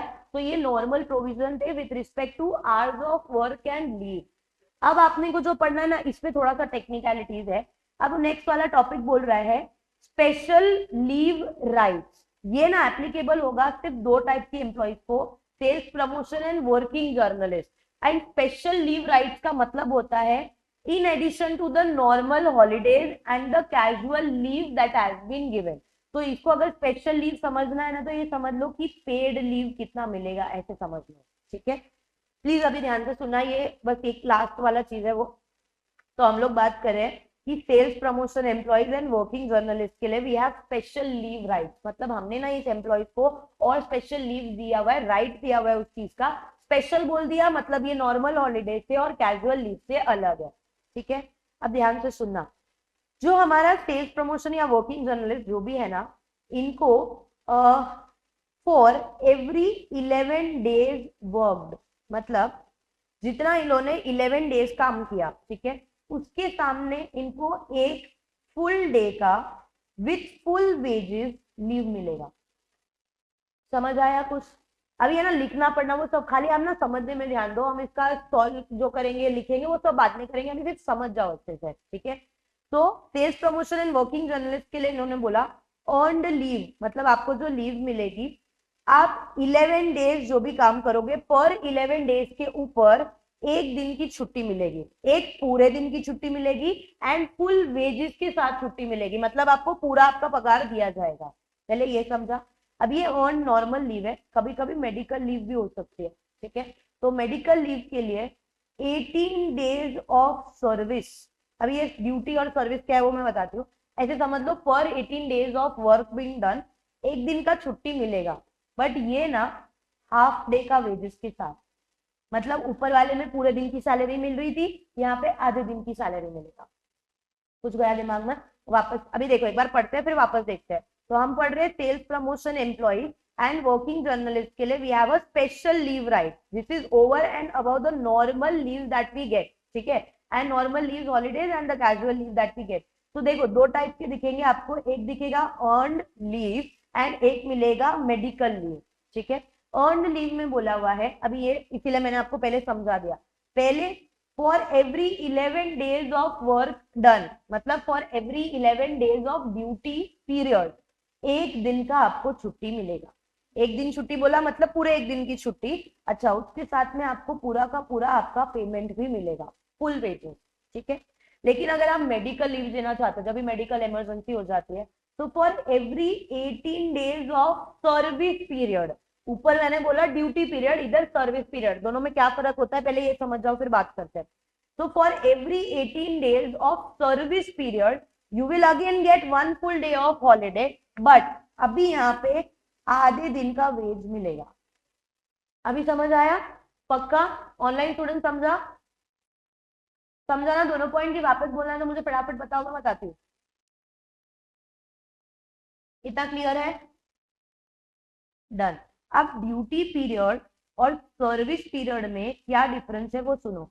ड्यूटी पीरियड का मतलब ये होता है number of days, actual number of actual days where the worker has worked in an organisation, जितना दिन उसने एक्चुअली में काम किया होगा वो आपकी ड्यूटी पीरियड हो गई। देखो नाम से समझो, कितना ड्यूटी आपने किया, तो कितना ड्यूटी किया मतलब कितना काम किया, तो काम कैसे गिनोगे? जितने दिन काम किया होगा उसको गिनोगे, ठीक है। अच्छा, इसमें मुझे बताओ छुट्टी इंक्लूड होगी कि नहीं होगी? लिटरल मैनर में it is only the work you have done, छुट्टी इंक्लूड नहीं होगा क्योंकि छुट्टी के दिन काम किया क्या नहीं। लेकिन सर्विस पीरियड का मतलब होता है आप जितने टाइम एक ऑर्गेनाइजेशन के साथ एसोसिएटेड हो, मतलब जिसमें ऑब्वियसली ड्यूटी भी आ गई प्लस हॉलीडे भी आ गया, एसोसिएट तो हो ना ऑर्गेनाइजेशन में, मतलब यही ऑर्गेनाइजेशन को सर्व तो कर रहे हो ना, तो सर्व करने का मतलब ऑब्वियसली काम करना भी आया और जो आपको हॉलीडे मिली वो भी आया, that is your service period to an organisation. समझ में आया? तो ये फर्क होता है। इधर हम लोगों को ना सिर्फ नेट वर्किंग डेज इंक्लूड करने हैं, नो हॉलीडे इंक्लूडेड, ठीक है। एंड इसको आप लोग बोलेंगे duty plus holiday, that is total service given to an organisation. याद रहेगा? ठीक है, ये आप लोगों का स्पेशल लीव राइट्स। पहले इतना समझ गया तो अब समझ आएगा। देखो हमने बोला कि स्पेशल लीव राइट, बट ये कौन से दो एम्प्लॉइज के लिए है? Sales promotion, working journalist. देखो इनके लिए यह ज्यादा क्यों दिया हुआ है कि लोग अगेन ऑन फील्ड काम कर रहे हैं, ठीक है, मतलब धूप हो, गर्मी हो, ठंडी हो, सब टाइम पे उनको काम बाहर करना है, ठीक है, कैसी भी जगह में, कैसी भी एरिया में, किसी भी क्लाइंट के पास सब जगह जाके काम करना है, तो उनके लिए हमने बनाया स्पेशल लीव राइट, ठीक है। स्पेशल बोल दिया तो it is over and about your normal holiday plus your casual leave, normal casual leave, ठीक है। अभी earned leave and medical leave. Earned leave के लिए बोला आप पर 11 दिन का जो काम करोगे, for every 11 days of work being done एक दिन का छुट्टी आपको मिलेगा। अच्छा, इस एक दिन में आपको फुल वेजेस मिलेंगे कि half? Full wages will be given. Medical leave होगा तो for every 18 days of service period 1 full day of holiday again, but this time with half wages. समझ गया इतना? अब क्लियर हो गया? नाउ पता है बहुत सारे ऐसे स्मार्ट लोग होते हैं कि उनको ना छुट्टी नहीं चाहिए होती है, जैसे कंपनीज में आपने देखा होगा ये लोग लीव के अरेंजमेंट करते हैं, पेड लीव है ना, पेड लीव, तो छुट्टी नहीं लेंगे, बोलेंगे मुझे इतने का पैसा दे दो, है ना। तो अभी नेक्स्ट वाला टॉप पॉइंट बोलता है अक्यूमुलेशन। अगर आप लोगों ने ना बहुत सारी ऐसी पेड लीव को इकट्ठा कर लिया, यूज नहीं किया है, आपने उसको अक्यूमुलेट किया है, ठीक है, मतलब आपकी लीव अभी यूज होने के लिए रेडी है, पड़ी है आपके पास में, ठीक है। तो अक्यूमुलेशन एंड एनकैशमेंट, ओके। तो बहुत लोगों का ना क्या होता है पता है, अगर आपको इस साल की कुछ 20 दिन की लीव मिली थी ऐसे वाली, तो आपने कुछ ना 5 ही यूज किया, तो आप इसमें ना 2 चीज कर सकते हो। जो बची हुई 15 है ना, उसको नेक्स्ट ईयर कैरी फॉरवर्ड करोगे, तो नेक्स्ट ईयर की 20 के साथ 15 बढ़ गया, छुट्टी ज्यादा हो गए। लोग एक साथ जो ट्रिप पे चले जाते हैं ना, एकदम फॉरेन ट्रिप एंड वो सब, वो इस तरीके की लीव प्लानिंग के साथ जाते हैं। ठीक है, तो यहाँ तो तुम हम लोग नेक्स्ट ईयर इसको कैरी फॉरवर्ड करोगे, या इसका एनकैशमेंट ले लोगे एट द ईयर एंड, कि मैंने इतनी छुट्टी नहीं ली थी, मुझे ये 15 दिन का जो लीव है मुझे अब नहीं लेना है, मैं मुझे इसका पैसा पेमेंट कर दो। समझ आया? तो ये है अक्यूमुलेशन एंड इनकैशमेंट। अक्यूमुलेशन मतलब मेरी इतनी सारी लीव जमा हो गई, अब मैं इसको क्या करना चाहती हूँ, क्या मैं इसको नेक्स्ट ईयर कैरी फॉरवर्ड करके छुट्टी ही लेना चाहती हूँ, या मैं इसका पैसा लेना चाहती हूँ, totally depend on the employee. समझ आया? देखो, so earned leaves can be accumulated and earned leave can be either availed। 15 leave जो मैंने नेक्स्ट ईयर लिया उसको अवेल्ड बोलेंगे। एन कैश मतलब जो 15 लीव की जगह मैंने पैसा ले लिया उसको एन कैश बोलेंगे, but as within the prescribe limit, और जो अप्रोप्रिएट गवर्नमेंट बोलेगा वो, क्योंकि ना इसमें बहुत लोग बहुत ऐसा टाइप का अरेंजमेंट एंड जुगाड़ करते हैं, फिर परम्यूटेशन एंड कॉम्बिनेशन कर जाएंगे। So as prescribed and within the limits as may be describe by your appropriate government. ऐसा नहीं कि 5 साल की पहले की छुट्टी एम्प्लॉय को याद आई, वो जाके बोलेगा एम्प्लॉयर को, देखो देखो मैंने छुट्टी नहीं ली थी, अब इसका पैसा दे दो। ऐसी सब चीजें नहीं, with in the time limit होनी चाहिए, विद इन द लिमिट्स होना चाहिए। ठीक है, प्रोविजन आपके बेटरमेंट के लिए बनाया हुआ है, दैट डजंट मीन इस चीज का फायदा उठाओ। समझा? अच्छा, ऐसा भी तो हो सकता है कि जो पेंडिंग लीव पड़ी थी, और बेचारे वो पेंडिंग लीव उसने सोचा कि मैं नेक्स्ट ईयर ये करूंगा वो करूंगा, और उस एम्प्लॉय की डेथ हो जाती है। पॉसिबल। तो अब इस सिचुएशन में क्या करेंगे, उसकी लीव गई, मतलब एम्प्लॉयर को अच्छा लीव भी ना देनी पड़े और जो पैसा था वो भी ना देना पड़े। यस, तो अब नेक्स्ट पॉइंट आएगा कैश कंपेंसेशन। समझा? देखो लिखा हुआ है उधर, ऑन आइदर एग्जिट और डेथ। ठीक है, अब वो लीव लेने के लिए पूरा साल काम कंटिन्यू तो नहीं करेगा, और डेथ बोल के तो नहीं आएगी, अरे इसकी पेड लीव बाकी इसको घूम के आने दे, फिर यमराज जी आएंगे ऊपर लेके जाएंगे। Obviously not logical. तो अभी वो लोग ने बोला कि ऑन वॉलेंट्री रिटायरमेंट या टर्मिनेशन, ठीक है, पनिशमेंट की वजह से नहीं हुआ है, वो खुद रिटायरमेंट हुआ है या उसका काम उसने ये किया हुआ है, तो हम ना उसको जब वो रिटायर होगा तो उसको जो सैलरी देते बची हुई, उसमें हम लोग जो लीव का अमाउंट है ना वो भी ऐड करके दे देंगे। बराबर। बट ये सिचुएशन कब होगी, जब वो एग्जिट ले रहा है, तो जिंदा तो है तो उसको डायरेक्टली आप दे दो, लेकिन उसकी डेथ हो जाती है तो क्या करने का, उसके लीगल हायर को जो बचा हुआ अमाउंट है वो दे देने का। लीगल हायर फिर है ना छुट्टी को एनकैश करने के लिए, अवेल करने के लिए, ऐसा नहीं कि ऑर्गेनाइजेशन ज्वाइन करेगा फिर वो छुट्टी वाला यूटिलाइज करेगा फिर बाद में ऑर्गेनाइजेशन से चले जाएगा। No complication, simple. अगर उसकी डेथ हो गई तो जो उसके लीगल हायर है उसको जो भी उसका लीव का अमाउंट था उसके हिसाब से कंपेंसेशन मिल जाएगा। ये तीनों पॉइंट समझे? तो पहले था special leave right and special leave period, कब कितना क्या मिलेगा वो, ठीक है, मैं तुमको लिखाऊंगी इसका एग्जांपल भी और वो भी बाद में। दूसरा, अक्यूमुलेट हो जाती है लीव, तो अक्यूमुलेट होने के बाद आपके पास 2 चॉइस है, आप उसको यूज करो मतलब अवेल कर लो, या फिर आप उसको इन कैश करा लो, आपकी मर्जी। ठीक है, लेकिन अब क्या होता है ना कि अगर आपने कंपनी से एग्जिट ले लिया तो बची हुई लीव का क्या, यहाँ डेथ हो गई तो क्या होगा, तो आप लोग क्या करोगे, अगर एग्जिट लिया है ना तो ऑन द लास्ट डे आप लोगों को जो कैश है उसका वो मिल जाएगा, लेकिन अगर किसी की डेथ हो गई है तो उसके लीगल हायर को वो पैसा मिलेगा। कुछ समझ आया क्या? पक्का? ऑनलाइन स्टूडेंट समझा? बस ये 2 लास्ट चीज करते हैं फिर ब्रेक ले लेंगे, अभी लिखने को नहीं दे रही आपको, बस 2 लास्ट चीज, क्योंकि एक टॉपिक एकदम कंटिन्यू फ्लो में खत्म हो जाए इसलिए।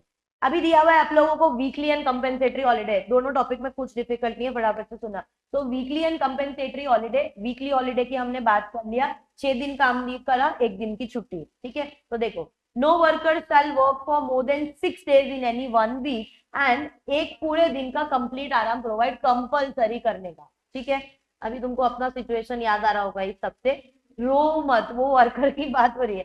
Now see, motor transport workers के लिए बोला हुआ है can work on weekly holiday also. बोलो, इनका तो काम के टाइम पे भी ये चीज किया, बट उन्होंने देखो फिर क्या दिया हुआ है, must not work for more then 10 consecutive days without a full day holiday.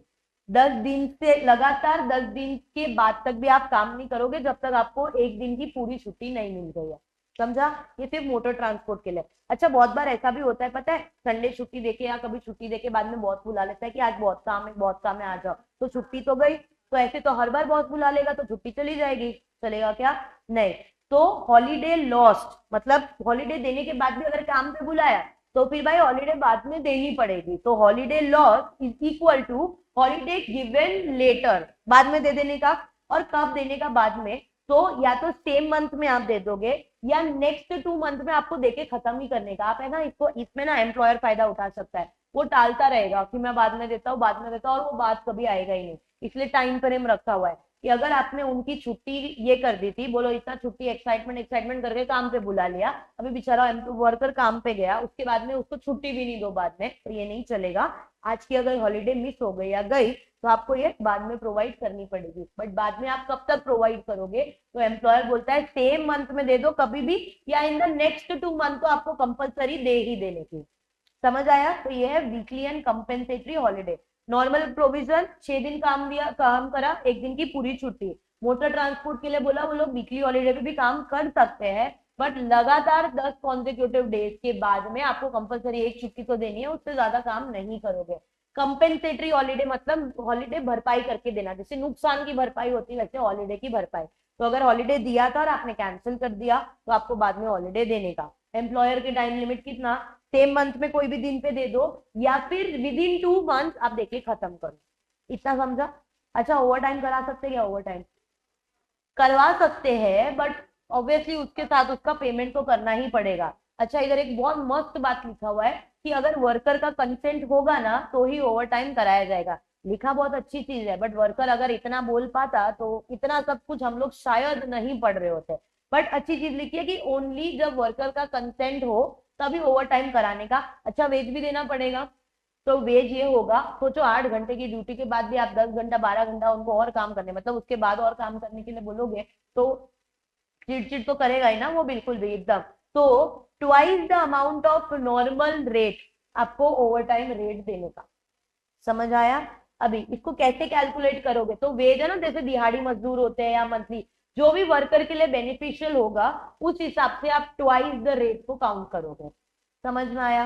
अच्छा देखो क्या लिखा है, overtime only with the worker consent, ठीक है, and maximum hours of overtime as prescribed by your government. इतना तक बात क्लियर है? स्पेशल लीव राइट क्लियर है, hours of work and weekly holidays clear, weekly and compensatory holiday and the overtime wages. Are we clear? Any point doubt? Online student leave rights लिखे ना for working journalist and sales promotion worker, ठीक है, या employee. अभी suppose if a working journalist work for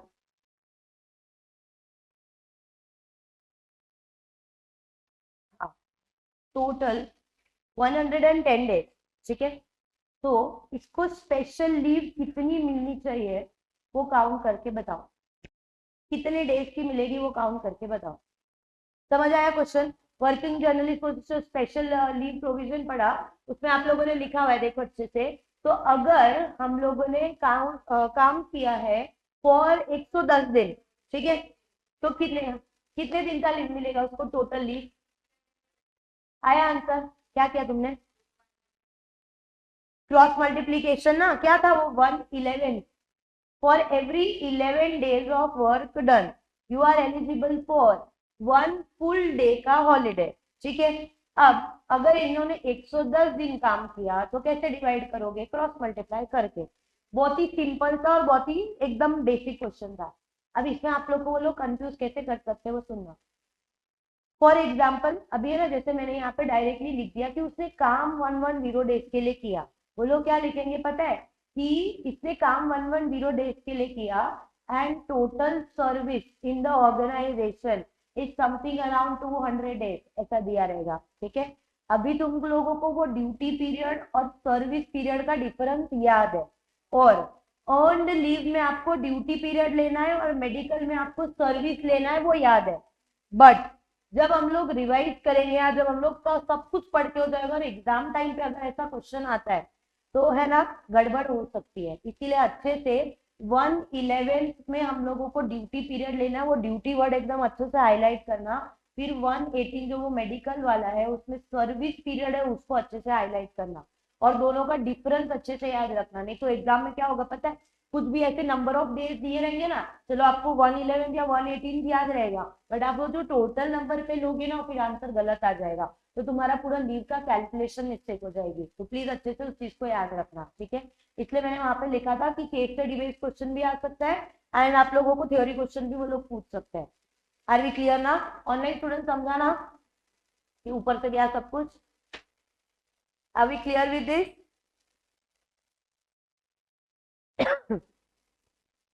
done, चलो। अब हम लोगों ने लिखा लास्ट ओवर टाइम वेजेस तक। तो ब्रेक से पहले हम लोगों ने किया था स्पेशल लीव टाइम, फिर आवर्स एंड लीव, और आप लोगों ने लास्ट लिखा ओवर टाइम वेजेस, ठीक है। अब नेक्स्ट प्रोविजन बात कर रहा है about night shift. Night shift में लोग काम करते हैं, अब उनके लिए आप हॉलीडे कैसे गवर्न करोगे? तो जैसे ही वो लोगों ने काम किया ना मिडनाइट तक और उनका ड्यूटी आवर खत्म होता है, ठीक, नाइट शिफ्ट में काम करेगा कोई भी शिफ्ट में कोई भी टाइप का वर्कर, उसको पूरे एक दिन की छुट्टी तो मिलेगी। बट यहाँ पे अलग से नाइट टाइम के लिए क्यों लिखा हुआ है? बिकॉज समझो वो लोग मिडनाइट तक ड्यूटी करेंगे, ठीक है, और आपने अगले दिन की दिया हुआ है फुल डे का हॉलीडे, ठीक है। अब वो लोग फिर काउंट कैसे करेंगे, उसमें प्रॉब्लम हो सकती है। वर्कर बोलेगा मेरा टाइम खत्म हुआ उसके बाद, वो तो लॉजिकल है। एम्प्लॉयर बोलेगा नहीं अभी से काउंट होगा, उसके लीव में ना प्लस माइनस होगा। इसीलिए नाइट शिफ्ट वालों का आप लोग पूरा दिन कब से काउंट करोगे, यानी 24 घंटे का जो एक दिन का लीव है वो कब से गिनोगे? तो जस्ट आफ्टर उसने अपनी शिफ्ट खत्म किया उसके बाद से उसका 24 आवर्स गिना जाएगा। भाई समझा था क्या बोला मैंने? अपने नाइट शिफ्ट में नहीं बैठे, आपने अभी है ना इवनिंग शिफ्ट में है, जरा ध्यान रखो। नाइट शिफ्ट में जिस वर्कर ने काम किया है वो मिडनाइट तक काम करेगा, तो क्या तुम छुट्टी यहीं से गिनना चालू कर दोगे? मतलब संडे की छुट्टी, जैसे आज सैटरडे उसने काम किया मिडनाइट तक हुआ, संडे चालू हो गया 12 बजे, तो तुम क्या इधर से छुट्टी गिनना चाहो काउंट कर दोगे? तो मतलब क्या यहाँ से 24 आवर्स गिनोगे? तो उसकी लीव कम हो जाएगी, समझा? तो आप कहाँ से गिनोगे? Just after yes finish this duty hours, मतलब वर्किंग आवर्स, उसके बाद से उसका 24 आवर्स का पूरा छुट्टी चालू होगा। कुछ सया छोटू सा प्रोविजन है। अच्छा, नेक्स्ट प्रोविजन बात कर रहा है हम लोगों ने दो वर्ड्स पढ़े थे जब हम लोग डेफिनेशन कर रहे थे, रिलेज एंड शिफ्ट। याद है? शिफ्ट का मतलब था morning evening and night shift. Release मतलब जैसे देखो 10 लोगों की सुबह की जॉब खत्म हुई, मतलब मॉर्निंग शिफ्ट खत्म हुई, उसकी जगह ये 10 लोग इनको रिप्लेस करते हैं, तो इस रिप्लेस वाली चीज को हम लोग बोलते हैं रिलेज। ये समझ आया? अच्छा, 10 जन जाएंगे तभी दूसरे 10 आएंगे, बराबर। दोनों साथ साथ में चलेगा क्या? ओवरलैपिंग शिफ्ट चलेगी या ओवरलैपिंग रिलेज चलेंगे? ऑब्वियसली नहीं ना। हम लोगों का रिलेज का मतलब ही था रिप्लेस करना। अब तुम रिप्लेस की जगह अगर दोनों को साथ में काम लगाते हो, एम्प्लॉयर के लिए तो अच्छा कि 10 लोग 20 लोग काम कर रहे हैं, बट ये चीज चलेगा क्या? नहीं। तो नेक्स्ट छोटा सा प्रोविजन बोलता है ओवरलैपिंग शिफ्ट इज प्रोहिबिटेड, ठीक है। जो शिफ्ट में आपका काम स्टार्ट होता है एंड होता है बस उतना ही होना चाहिए, फिर उसके आगे एक्सटेंड नहीं करना है, या फिर सेम सेम लोग साथ में काम नहीं करेंगे, ठीक है। तो see no two relays doing the same work at the same time. दूसरा ऑब्जेक्टिव क्या है ओवरलैपिंग शिफ्ट को प्रोहिबिट करने का? ताकि शिफ्ट सिस्टम जो है ना, जो हमने मॉर्निंग इवनिंग नाइट और जो टाइम पीरियड बनाया हुआ है वो मेंटेन रहे। समझ आया? अभी नेक्स्ट डबल एम्प्लॉयमेंट बार। अभी बार का मतलब होता है लिमिट, मैक्सिमम लिमिट, ठीक है। डबल एम्प्लॉयमेंट बार, मैं 2 सेकेंड ऐसा पॉज लूंगी तब तक सबका दिमाग पता नहीं कहाँ कहाँ तक पहुंच जाएगा। ले सुनो, no worker in a factory or a mine can work in another similar unit within preceding 12 hours. समझा? बहुत ही मेरे पास एक इररेलेवेंट और थोड़ा सा मतलब एग्जाम्पल है, बट तुमको ना ये चीज समझ में आएगा। वो तारक मेहता था ना, उसमें पता है एक बहुत टाइम पहले पोपटलाल का रिश्ता आया था, उसमें पता है 2 लड़कियों के साथ उसको साथ में मिलने जाना था। बहुत ही इरेलीवेंट एग्जाम्पल है, बहुत इरेलीवेंट, बट तुमको उससे ये समझ आएगा। तो उस टाइम पे ना पोपटलाल को एक कुछ लड़की देखने आई थी, वो एकदम मॉडर्न थी और एक ऐसे मतलब कुछ कुछ हाँ ऐसे था ना। तो वो क्या कर रहा था पता है, एक टाइम पे एक लड़की को मिलने जा रहा था, सब गेटअप चेंज करके, फिर उसी सेम टाइम पे वो दूसरी लड़की को मिलने जा रहा था गेटअप चेंज करके। अभी देखो, no worker in a factory or a mine can work in another similar unit within preceding 12 hours. समझ में आया? 12 घंटे में आप जो काम, उसके पहले जो आप काम करके आए हो, सिमिलर काम आपने पिछले टाइम नहीं किया होना। अच्छा, 2 फैक्ट्री के साथ में काम कर सकते हो आप, वो भी ऐसी 2 फैक्ट्री जो सेम काम कर रही है, नहीं ना। तो वो एग्जाम्पल बहुत ही इरेलीवेंट था, पर तुमको ये वाला प्रोविजन उससे अच्छे से याद रहेगा। तो ये बस ऐसे छोटे छोटे से प्रोविजन थे, जैसे ओवर टाइम के लिए क्या चीज देखने का, नाइट शिफ्ट में क्या करना है, ओवरलैपिंग शिफ्ट में क्या करना है, डबल एम्प्लॉयमेंट बार में क्या करना है, ठीक है। इसलिए डबल एम्प्लॉयमेंट के लिए एक लिमिट रखा हुआ है, सेम जगह पे विद इन 12 आवर्स आप काम नहीं करोगे। समझ आया? अब आते हैं नेक्स्ट। अच्छा, हमने इतना सारा वर्किंग आवर्स की बात किया, हमने इतनी सारी लीव की बात किया, चलो लॉ तो बहुत अच्छा वो बना हुआ है कि 8 घंटे से ज्यादा ड्यूटी नहीं होनी चाहिए, ओवर टाइम अगर एक भी 8 घंटे से ज्यादा ऊपर हुआ तो डबल वेजेस मिलेगा। रेगुलेट कौन करेगा और ट्रैक कौन रखेगा और मॉनिटर कौन करेगा कि एक्चुअल में एम्प्लॉयर ये सब चीजें प्रोवाइड कर रहा है? वैलिड क्वेश्चन, क्योंकि प्रॉब्लम वही होता है, लॉ में लिखा हुआ तो है, implementation makes the biggest problem. तो अब नेक्स्ट प्रोविजन बात करता है notice of period of work. जैसे हम लोग पता है अलग अलग मेंटेनेंस ऑफ रजिस्टर्स करते हैं, हर एक काम के लिए एक रजिस्टर बनाते हैं, जैसे वर्कर के लिए भी होता है ना, इन एंड आउट टाइम लिखा हुआ रहेगा, उधर वो साइन करेगा, ऐसे जो रजिस्टर बनते हैं ना, वैसे ही to govern and to maintain the transparency in the working hours as well as the leave period whatever the worker is getting, employer को इसका रजिस्टर मेंटेन करने का, ताकि आप जो भी उसमें लिखोगे और वर्कर का साइन रहेगा, इससे प्रूफ तो हो जाएगा ना कि हाँ एम्प्लॉयर ने ये चीज किया हुआ है, ठीक है। अच्छा, मेंटेन करने के साथ साथ हमने एक अथॉरिटी पढ़ी थी, इंस्पेक्टर कम फैसिलिटेटर, याद है? हमको उसको भी जाके ये चीज बताना है। समझ आया? तो नेक्स्ट भी ना बहुत सिंपल सिंपल चीजें हैं बीच में, वो दिया हुआ है आप लोगों को, notice of period of work. देखो पर्पस क्या है मेंटेन करने का, ऑब्वियसली वर्क टाइम में एक ट्रांसपेरेंसी रहे और हमारी जो अथॉरिटी है ना वो ओवरसाइट कर पाए, मॉनिटर कर पाए कि ये लोगों ने बराबर से सब दिया है कि नहीं, ठीक है। कैसे मेंटेन करोगे, और आपको नोटिस भी लगानी है अपनी ऑर्गेनाइजेशन के अंदर, तो नोटिस प्रिस्क्राइब फॉर्म जो हम लोगों को अथॉरिटी बताएगा प्रॉपरली डिस्प्ले करने का, एंड साथ साथ में हमारे इंस्पेक्टर को भी भेजने का, ठीक है। अब देखो हो सकता है कि आप कुछ चेंज भी करो, बराबर। आपको मैं एक मस्त एग्जांपल देती हूँ। आपने अगर ऐसा बोला, मतलब हमारे एम्प्लॉयर ने ऐसा बोला कि हम ना ये संडे को लेंगे लीव, मैं एग्जांपल बता रही हूँ, तो लीव का दिन हम लोगों ने डिसाइड किया संडे, ठीक है। अभी आज कौन सा दिन है हमारा? मंडे। चलो ये हफ्ते में संडे को छुट्टी मिलने वाली है, ऐसा माने। जैसे जैसे थर्सडे फ्राइडे सैटरडे आया, तो है ना हमारे एम्प्लॉयर ने क्या बोला फ्राइडे को कि ये संडे छुट्टी जाने दो, आप नेक्स्ट ट्यूसडे छुट्टी ले लेना, बराबर। ये वीक की छुट्टी उसने क्या किया? कैंसल। उसने बोला नेक्स्ट ट्यूसडे छुट्टी ले लेना। समझ रहा है? अब देखो क्या होगा आगे। सैटरडे आया तब अब वो क्या बोल रहा है, नहीं नेक्स्ट ट्यूसडे की भी छुट्टी कैंसल, आप लोग थर्सडे को छुट्टी लेना। समझ आ रहा है क्या हो रहा है? सिर्फ और सिर्फ डिले हो रहा है, आगे पोस्टपोन कराया जा रहा है, बट एक्चुअल में छुट्टी मिल रही है क्या? अच्छा सोचो, ऐसे करते करते हम पूरा 1 महीना 2 महीना या 3 महीना निकल गया, चलेगा ये चीज? सेम वे वर्किंग आवर्स के टाइम पे भी हो सकता है, वो बोलेगा आज प्लीज प्लीज इतना देर काम कर लो, बस थोड़ा देर और, या ऐसे कर लो, नेक्स्ट टाइम से आप 2 घंटे जल्दी चले जाना, ठीक है। ऐसा बोला तो सही उसने, लेकिन वो नेक्स्ट टाइम कभी आ ही नहीं रहा, समझा? तो यहाँ पे कुछ जो आपने ओरिजिनली बोला था और प्रॉमिस किया था उसमें कुछ चेंज हुआ है। यस।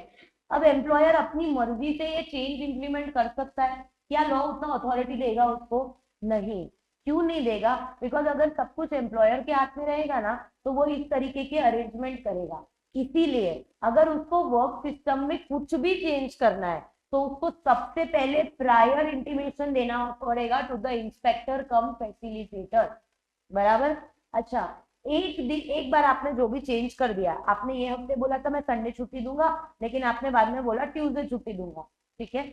अब देखो, no change within 1 week of the last change. आपने लास्ट वीक चेंज किया, उसके बाद आप ये वीक भी चेंज करोगे, नहीं चलेगा। जो रूल बनाया है कम से कम एक टाइम पीरियड तक सेम रूल को फॉलो करोगे, ठीक है। Third, earlier change is allowed only with the inspectors approval. हम ना पूरा का पूरा अथॉरिटी हमारे एम्प्लॉयर को नहीं देना चाहते, इसीलिए हम लोगों ने बोला कि इस चीज को आप लोगों को ध्यान में रखना पड़ेगा। पहले तो आप प्रायर इंटीमेशन लोगे directly to the inspector, last week change किया उसके बाद ये वीक में भी वापस चेंजेस नहीं करोगे, एंड जो लास्ट वाला चेंज था ना वो भी आप अप्रूव कराओगे विद द इंस्पेक्टर ओनली, ठीक है। बहुत दिमाग वाले प्रोविजन नहीं है ये, बहुत सिंपल सिंपल है, छोटी छोटी चीज है। अब देखो नेक्स्ट, ये एक अच्छी चीज है, annual leave with wages. Annual मतलब ईयरली, जो साल में आपको लीव मिलेगी विथ वेजेस। अब मुझे एक चीज बताओ, अगर हमारा वर्कर बस अभी अभी ज्वाइन किया है, न्यूली ज्वाइंड वर्कर है, ठीक है, आप इसको दोगे और चलो साल खत्म होने आया, आप इसको लीव दे दोगे, वो भी वेजेस के साथ में? नहीं, कुछ तो एलिजिबिलिटी होनी चाहिए। Eligibility in the sense of इसने पूरे साल में कुछ तो नंबर ऑफ डेज काम किया होना चाहिए for being eligible for the leave. अरे समझ रहा है क्या? तो यहाँ पे आपको एलिजिबिलिटी बोली हुई है 180 डेज। अगर आपने साल में 180 डेज काम किया होगा तो आप लीव के लिए एलिजिबल हो। ओके, अच्छा अभी इसमें ना एक चीज सुनना, आप लोगों ने मेटर्निटी लीव शायद सुना होगा, पता है मेटर्निटी लीव 6 महीने का मिलता था वो वाला। अच्छा 180 डेज में अगर वो कोई फीमेल एम्प्लॉय जो मेटर्निटी लीव पे गए, ठीक है, या फिर ऐसा कुछ है कि हमारे ना एम्प्लॉयर ने ले ऑफ कर दिया वर्कर का, ले ऑफ समझता है, टेम्पररी टाइम पीरियड के लिए उसको घर बिठा देना। क्या होता है ना, यहाँ पे एम्प्लॉयर जानबूझ के घर नहीं बिठाता। सपोज हम किसी मशीनरी पे काम करें, अच्छा एकदम सिंपल, ये एरिया में जहाँ पे अपना फैक्ट्री है, ठीक है, कुछ तो एरिया में ऐसा काम चल रहा है कि 1 हफ्ते तक यहाँ पे इलेक्ट्रिसिटी बंद रहेगा, ठीक है। अब हमारा काम होता है फैक्ट्री में मशीनरी के ऊपर, मशीनरी चलने वाली विदाउट पावर नहीं। अच्छा वर्कर को बुला के क्या करोगे आप? कोई पॉइंट बनता है उसको बुलाने का? नहीं।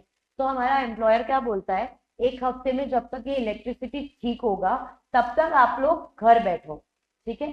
तो ये 1 हफ्ते के लिए हम लोगों ने क्या किया, वर्कर को काम से निकाल दिया है कि कुछ ऐसी कंडीशन हुई है जो हमारे कंट्रोल में नहीं है, इसकी वजह से हमको उसको घर बिठाना पड़ा है, ठीक है। तो कंडीशंस और event that are beyond the control, और एम्प्लॉयर बोलता है कि आप इतने टाइम के लिए घर बैठो, that condition is called as lay off. एकदम सिंपल समझना है तो सिर्फ इतना समझो, टेम्पररी टाइम पीरियड के लिए वर्कर को काम नहीं देना या घर पे बिठा देना is called as lay off. समझ आया? अच्छा तो हमारी एलिजिबिलिटी कितनी है लीव के लिए? 180 डेज। अच्छा 180 डेज में ऐसा कभी हुआ था कि हमारे एम्प्लॉयर ने 7 दिन के लिए ले ऑफ कर दिया था, या फिर मेटर्निटी लीव हुई है? My question to you is, will you count this things in 180 days only or you will exclude this thing? मतलब मैं 180 में से 7 माइनस करूं तो वैसे रखूं कि ये 180 डेज में ही काउंट होगा? बोलो। अच्छा तुम माइनस करोगे ना तो 180 में से माइनस हो जाएगा, और अपने को कम से कम एलिजिबिलिटी लीव के लिए कितनी चाहिए? 180 चाहिए। समझ आ रहा है? तो अब मुझे बताओ लॉजिकली ये माइनस करेंगे कि नहीं करेंगे? अच्छा ले ऑफ वर्कर की वजह से हुआ? नहीं। Maternity leave is the women's right at work to get this maternity leave, ठीक है। तो क्या ये 180 डेज में से माइनस होगा? Definitely no. तो जिस भी टाइम पीरियड तक अगर एम्प्लॉयर ने ले ऑफ करा है या वो विमेन एम्प्लॉय जो है वो मेटर्निटी लीव पे गई है, तो उसको आप लोग 180 डेज में से माइनस नहीं करोगे। मतलब टोटल नंबर ऑफ डेज में अगर इस टाइप की कुछ लीव हुई है तो वो उसी में ही रहेगी, मतलब still you will be eligible for that annual leave. कुछ समझ रहा है? नहीं कुछ समझ रहा है? पक्का? आधे लोग पता नहीं किस ट्रॉमा में या किस उसमें चले गए, किसको याद कर रहे हैं, आई डोंट नो। ऐसा क्या हो रहा है, मतलब कुछ प्रॉब्लम है? नहीं ना? क्या हाँ ना, कुछ कुछ प्रॉब्लम है लाइफ में? कुछ ब्रेकअप ब्रेकअप नहीं हुआ है? नहीं ना? तो फिर शांति से अच्छे से बैठो ना, क्या ऐसा मुंह मुंह बना के बैठे हो? समझ आया क्या? पक्का? चलो अभी देखो, तो एलिजिबिलिटी क्या बोलता है फटाफट से देखो, नहीं तो मैं और जोर जोर से बोलूंगी ताकि तुम्हारा ऐसा दिमाग ऐसा खुले और इधर ही ध्यान रहे हमारा। तो एनुअल लीव विद वेजेस क्या बोल रहा है देखो, सबसे पहले आपको चाहिए एलिजिबिलिटी, ठीक है। एलिजिबिलिटी ये बोलता है कि अगर पूरे साल में हमारे वर्कर ने 180 दिन कम से कम या उससे ज्यादा का काम किया होगा। कितना काम किया होगा बोलो? तुम सबकी आवाज, तुम सारे लोग ज्यादा हो, पहले मेरे पास माइक है, पर तुम सबकी आवाज मेरी आवाज से ज्यादा होनी चाहिए, ठीक है। तो कितने दिन काम किया होना चाहिए? और मोर, ठीक है। इन अ फुल कैलेंडर ईयर 12 महीने में कम से कम 180 दिन या उससे ज्यादा। अब जो मैं आपको बोल रही थी वो देखो, lay off and maternity leave and annual leave counted for 180 days, मतलब काउंटेड इन 180 डेज। बट इसका मतलब ये नहीं हुआ कि कुछ आपको एक्स्ट्रा लीव मिलेगी। हमने सिर्फ एलिजिबिलिटी के लिए इस चीजों को एडेड रखा है, मतलब 180 में ही काउंट किया है, but that doesn't give you the power to claim any extra leave on the basis of that. समझा क्या? अब किसको कितनी छुट्टी मिलेगी वो देखो। लीव अक्रूवल, तो कैटेगरी है हमारे पास पहले normal worker, 1 day for every 20 days work. याद आया क्या? अच्छा, अब तुमको डाउट आ रहा होगा कि उधर वो क्यों दिया था फिर, है ना? बट वो किसके लिए बना था special leave, right? Only sales promotion employees and the working journalist. और ये किसकी बात हो रही है? देखो इधर सारे वर्कर दिखेंगे बट सेल्स प्रमोशन और वर्किंग जर्नलिस्ट नहीं दिखेगा। समझा क्या? चलो देखो, तो पहला बोला है नॉर्मल वर्कर के लिए 1 day for every 20 days work. Same logic लगाओ जैसे 1/11 में और 1/18 में लगाया था। For every 18 days work you will get 1 day. Same manner में for every 20 days work you will get 1 holiday. लेकिन एडोलसेंट हुआ तो उसका क्या? पहली बात तो मुझे बताओ, हु इज एन एडोलसेंट? हाँ, 14 से 18 के बीच है, टीनेजर। हाँ, चाइल्ड होता है ना, चाइल्ड इज लेस देन 14 तक, ठीक है। 14 to 18 is your adolescent, 18 and 18 plus is your adult, ठीक है। तुम लोग किसमें आते हो? एडल्ट में कोई भी है एडोलसेंट वाला? नहीं ना? चलो ठीक है। तो एडोलसेंट वर्कर का मतलब हुआ, अच्छा इनको देखो बेचारे छोटे से ना टीनेजर्स है ना, तो उनको बोला है 15 डेज, हर 15 दिन में एक छुट्टी मिलेगी, ठीक है। Now see the third, mind worker, जो बिलो द ग्राउंड काम कर रहे हैं उनके लिए भी देखो, इनका काम भी बहुत हेजार्डस नेचर का है, बहुत सीरियस है, तो इनके लिए भी 15 दिन में एक छुट्टी दी जाएगी, ठीक है। तुमको कोई छुट्टी वुट्टी नहीं मिलने वाला, वो अलग चीज है। अब देखो व्हाट इज गिवन हियर, सुनो सुनो सुनो। अच्छा अभी सुनो भाई, एक है एम्प्लॉय मेरे पास दो कैटेगरी के एम्प्लॉयज है, मुझे बताना क्या होगा इस सिचुएशन में। तो ये मिस्टर एक्स जो है वो ऑर्गेनाइजेशन ज्वाइन किया था, सुनना सुनना, 12 महीने मतलब 1 साल वो पूरा काम किया था, तो इसकी एलिजिबिलिटी फॉर लीव इज कि 12 महीने में इसने कम से कम 180 डेज या मोर काम किया होगा, तो इज एलिजिबल फॉर लीव। समझा क्या? मिस्टर एक्स है, पिछले 12 महीने में उसने पूरा काम किया, मतलब वो ज्वाइन हो गया था डे 1 से। अब आप क्या देखोगे इसकी एलिजिबिलिटी के लिए, 180 डेज और मोर का काम किया होगा तो आपको छुट्टी मिलेगी। अब मुझे एक चीज बताओ, इसके साथ आई मिस एक्स, उसको देखते देखते सेम ऑर्गेनाइजेशन इधर भी पीछा नहीं छोड़ेगी वो। अब है ना, इसने ऑर्गेनाइजेशन लास्ट 6 महीने में ही ज्वाइन किया, बराबर, तो अभी इसकी कैसे लीव काउंट करोगे कि इसकी लीव ही नहीं काउंट करोगे? कैसे करोगे? तो आधा टाइम ही नहीं, तो फिर इस वर्कर के लिए अनफेयर हो जाएगा। बेचारे ने 12 महीने, पूरा 12 महीने था उसमें आप लोगों ने 180 देखा, तो जो आधे टाइम से आया है उसके लिए कैसे काउंट करोगे? मतलब हाँ, उसका एक प्रोविजन आएगा। खाली मुझे इतना बता दो, इसको लीव मिलेगी भी कि इसको नहीं मिलेगी? मिलेगी, वो हम पता है प्रोपोर्शनेट बेसिस करते हैं। बस अभी इधर देखो, इफ ज्वाइंड मिड ईयर, मतलब वो पूरे साल में नहीं था हमारा एम्प्लॉय, बट वो आधे साल में बीच में आया, ठीक है, तो हम इसका क्या करेंगे, eligible if he has work for 1/4 of the remaining days, उसने जितना काम किया उसका 1/4 करो, उसके लिए ही विल बी एलिजिबल, मतलब उतना काम किया होगा ना जब से ज्वाइन किया है, तब उसको लीव के लिए कंसिडर करो, ठीक है। पूरे साल आया होगा तो डायरेक्टली देख लो 180 डेज, बट आधे ईयर से आया तो जितना डेज है 1/4 उतना काम किया क्या, तो इज एलिजिबल फॉर लीव, ठीक है। अब एक बहुत मस्त बात, ये जो लीव आपको मिल रही है, क्या आप इसमें फेस्टिवल हॉलीडे जैसे कि कल होली है उसको इंक्लूड करोगे कि ये ओवर एंड अबव है? देखो ये सब में हमारा कितना मस्त ऐसा फटाफट दिमाग जैसा, लीव व्यू काउंट करना है, वर्किंग आवर्स काउंट करना है। देखो, weekly holidays and festival holidays are not counted as leave day, ये वर्कर के बेनिफिट के लिए है, और ये जानबूझ के इसलिए दिया हुआ है ताकि एम्प्लॉयर ऐसा ना बोले कि भाई तुमको एक दिन की छुट्टी देनी थी ना हर 15 दिन में, देखो मैंने तुमको कितने संडे की छुट्टी दिया हुआ है, देखो मैंने तुमको हर फेस्टिवल में छुट्टी दिया हुआ है, now you are not eligible for any leave. भाई वो वीकली हॉलीडे और होली मतलब सॉरी फेस्टिवल का holiday will not be counted as your annual leave period. समझ आया? Are we clear? तो ये भी एकदम काम का चीज है। They can twist and turn the question, ask you either case study or a normal theory question. समझा क्या? ऑनलाइन स्टूडेंट सो नहीं गए ना हम लोग जागे हैं? Are we paying attention? समझा समझा? एक बार बस और एक बार रिवाइज करते फिर आप लोग लिखना।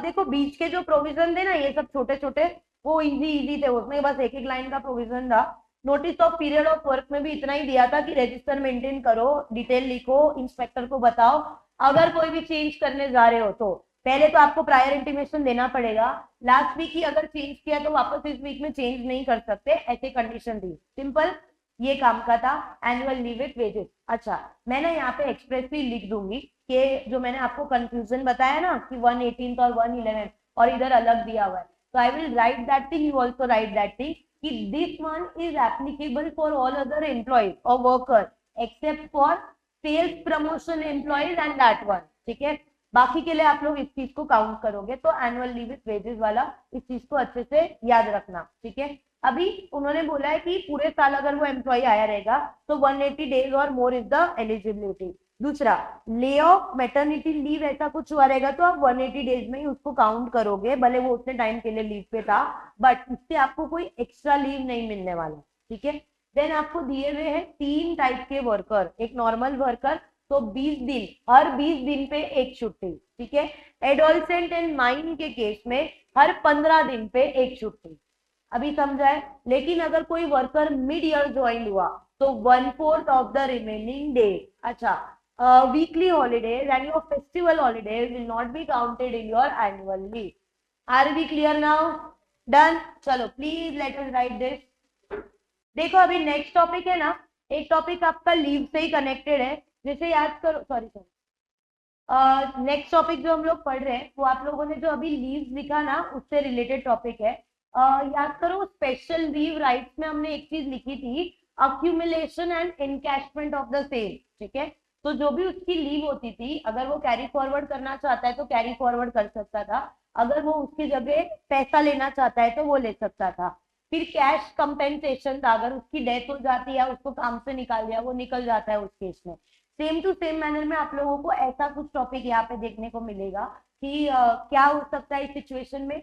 दूसरा आपको ये देखने को मिलेगा कि अगर वो वर्कर निकल जा रहा है, उसको निकाल दिया जा रहा है या फिर उसकी डेथ हो जाती है, तो उस लीव का जो अमाउंट है, वो पेमेंट है, वो कितने टाइम लाइन में हमारे एम्प्लॉयर को करना है। पहले इतनी बात समझ आए।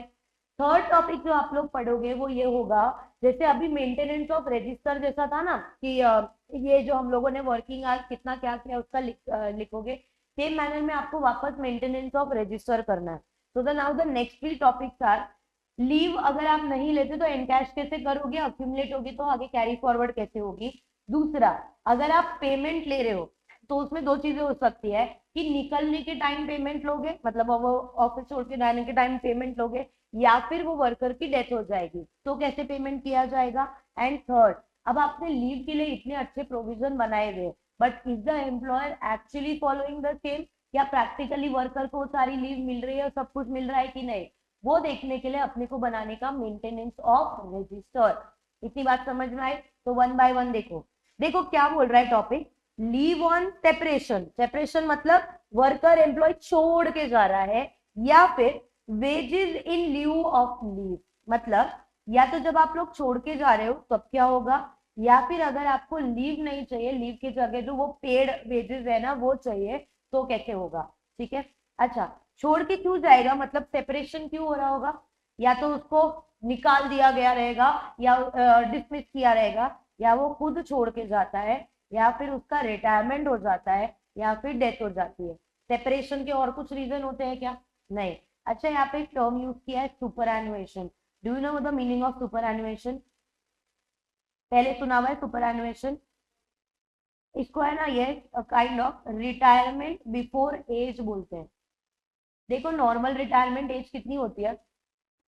हाँ, तो अभी आप लोगों का जो normal age of retirement suppose 58 से 60 depending on the type of establishment.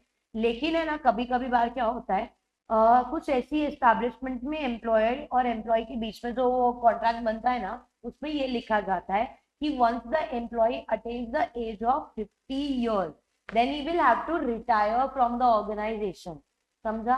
अच्छा, तो once he attains the age of 50 years उसको एस्टैब्लिशमेंट छोड़ना पड़ेगा, है ना। बट इसको रिटायरमेंट बोलोगे क्या? नहीं, क्योंकि रिटायरमेंट का नॉर्मली एज तो 58 था। तो ये जो रिटायरमेंट बिफोर एज हुआ है ना, because of a condition written in the contract, इसको बोला जाता है सुपर एनुएशन। तो एक लाइन में याद रखने का, retirement before age, it is because of some condition that is stipulation is written in your contract. समझा क्या? तो आप लोगों को टर्म दिया हुआ है, देखो जुदा होने के क्या क्या तरीके होंगे, एम्प्लॉयर और एम्प्लॉय की जुदाई की बात हो रही है। तरीके देखो क्या होंगे, चार। या तो उसको निकाल दिया गया है, ठीक है, धक्के मार के उसको निकाल दिया गया काम से, या वो खुद चला जाता है, वो एम्प्लॉयर को धक्का मार देता है, मतलब लात मार देता है, मुझे नहीं आना तेरी ऑर्गेनाइजेशन में, तो उसने क्विट कर दिया, या वो रिटायर हो रहा है। नॉर्मल रिटायरमेंट इज 58 का हो गया तो रिटायरमेंट ले लिया। लेकिन सुपर एनुएशन, अगर ऐसा हुआ कि हमारे कॉन्ट्रैक्ट में एक्सप्रेसली लिखा था कि ये एज अटेन होगा तो वो रिटायर हो जाएगा, तो सुपर एनुएशन हुआ है। या फिर सीधा हम भगवान को प्यारे हो गए, मतलब अल्टीमेट केस ऑफ डेथ। इसके अलावा जुदाई के कुछ और रीजन होंगे नहीं, ठीक है। अब देखो क्या होगा, इन कोई भी सिनेरियो में payment in lieu of wages कैसे होगा, ठीक है, payment in lieu of leave कैसे होगा वो देखो। देन द वर्कर, या तो वर्कर को पैसा मिलेगा, लेकिन डेथ हो जाती है तो वर्कर को कैसे पैसा मिलेगा, तो उसकी लीगल हायर या नॉमिनी को पैसा मिलेगा। एंड जितना भी उसका अनयूज्ड लीव था, जो लीव उसने अर्न किया था लेकिन उसमें से जो उसने यूज नहीं किया था, उस अनयूज्ड लीव के लिए या तो वर्कर को पैसा मिलेगा इन तीनों केसेस में, या फिर उसके लीगल हायर या नॉमिनी को पैसा मिलेगा डेथ वाले केस में, ठीक है। So this is about your leave on separation और wages in lieu of leave. तो फटाफट से वापस सुनो। तो सेपरेशन होने के देखो चार रीजन होते हैं। रिटायर मतलब या तो एम्प्लॉयर ने निकाल दिया या एम्प्लॉय खुद चला गया, या तो रिटायरमेंट या सुपर एनुएशन, या सीधा डेथ हो जाती है। अब first second and third case में पैसा उसकी वर्कर को ही दिया जाएगा, डेथ वाले केस में पैसा मिलेगा family member that is legal higher या नॉमिनी को, ठीक है। किस बात का पैसा मिल रहा है, अनयूज्ड लीव का अमाउंट, ठीक है। देखो उसका जो भी लास्ट वर्किंग डे था ना, तो उसने जो भी लीव अर्न की थी, अर्न कैसे की होगी, ऊपर लिखा था फॉर एवरी 20 डेज वर्क और 15 डेज वर्क उसको एक दिन की छुट्टी मिलेगी। तो जितनी भी उसकी छुट्टी अक्यूमुलेट हुई है उसका पैसा मिलेगा। बट ये कौन सी छुट्टियों का पैसा मिलेगा, फॉर एग्जाम्पल अगर उसने वो छुट्टियां ऑलरेडी यूज कर ली है, ठीक है, 20 लीव उसकी अक्यूमुलेट हुई थी, ओके। अब इसने केस 1 20 की 20 पूरी यूज कर ली, किस चीज का पैसा मिलेगा, नहीं मिलेगा। केस नंबर 2 20 लीव थी, उसने 10 यूज कर ली, बस 10 का पैसा मिलेगा। 20 लीव मिली थी और इमीडिएटली नेक्स्ट डे पे उसकी डेथ हो जाती है, तो पूरे के पूरे 20 उसका लास्ट वर्किंग डे, सब सिचुएशन में लास्ट वर्किंग डे देखा जाएगा, लेकिन लास्ट वाले में अगर डेथ हो गई है तो 20 इज इज अनयूज्ड लीव, सीधा पैसा उसके हायर को या नॉमिनी को मिलेगा। अभी बात समझ में आई। नेक्स्ट आता है, देखो क्या बोला हुआ है। इवन अभी देखो बहुत बार ऐसा भी होता है ना कि ये जो काम करते के बीच में ही उसकी डेथ हो गई, डेथ ये तो देख के नहीं आएगी कि एलिजिबिलिटी इसका 180 डेज हुआ उसके बाद में डेथ आएगा, ऐसे कुछ नहीं। तो यहाँ पे देखो क्या बोला हुआ है, even if the worker had not completed the minimum number of working days required to be eligible to take leave, मतलब उसका 180 डेज नहीं हुआ फिर भी उसको पे दिया जाएगा जो उसने ऑलरेडी अर्न किया था, ठीक है। तो ये केस कौन से वाले केस के लिए आएगा, डेथ वाले सिनेरियो के लिए आएगा, ठीक है। अब नेक्स्ट कुछ एम्प्लॉयर के ऊपर भी रिस्पॉन्सिबिलिटी रखे अब, which is timeline for the payment. देखो अगर इधर एम्प्लॉय की डेथ हो गई तो एम्प्लॉयर के लिए तो अच्छा हो गया कि उसको पेमेंट भी नहीं देना पड़ेगा, लीव भी बच गई।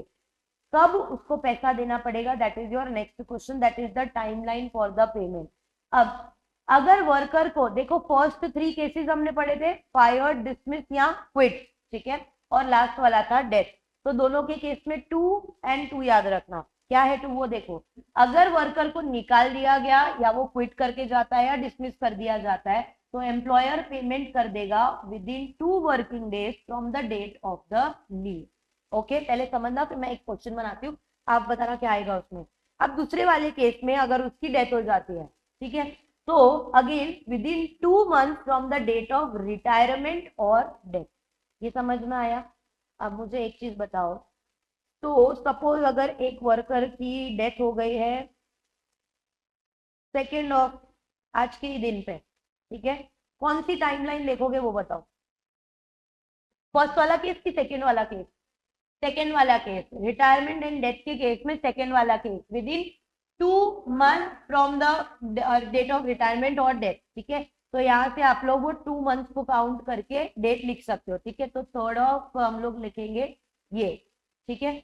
अब एक चीज बताओ, फर्स्ट वाला केस था, सपोज एम्प्लॉय ने खुद ही क्विट कर लिया और क्विट किया है आज के दिन, आज कौन सा डे है, मंडे, ठीक है। और यहाँ पे अब आपको टाइमलाइन क्या देखनी है, विद इन 2 वर्किंग डेज, ठीक है।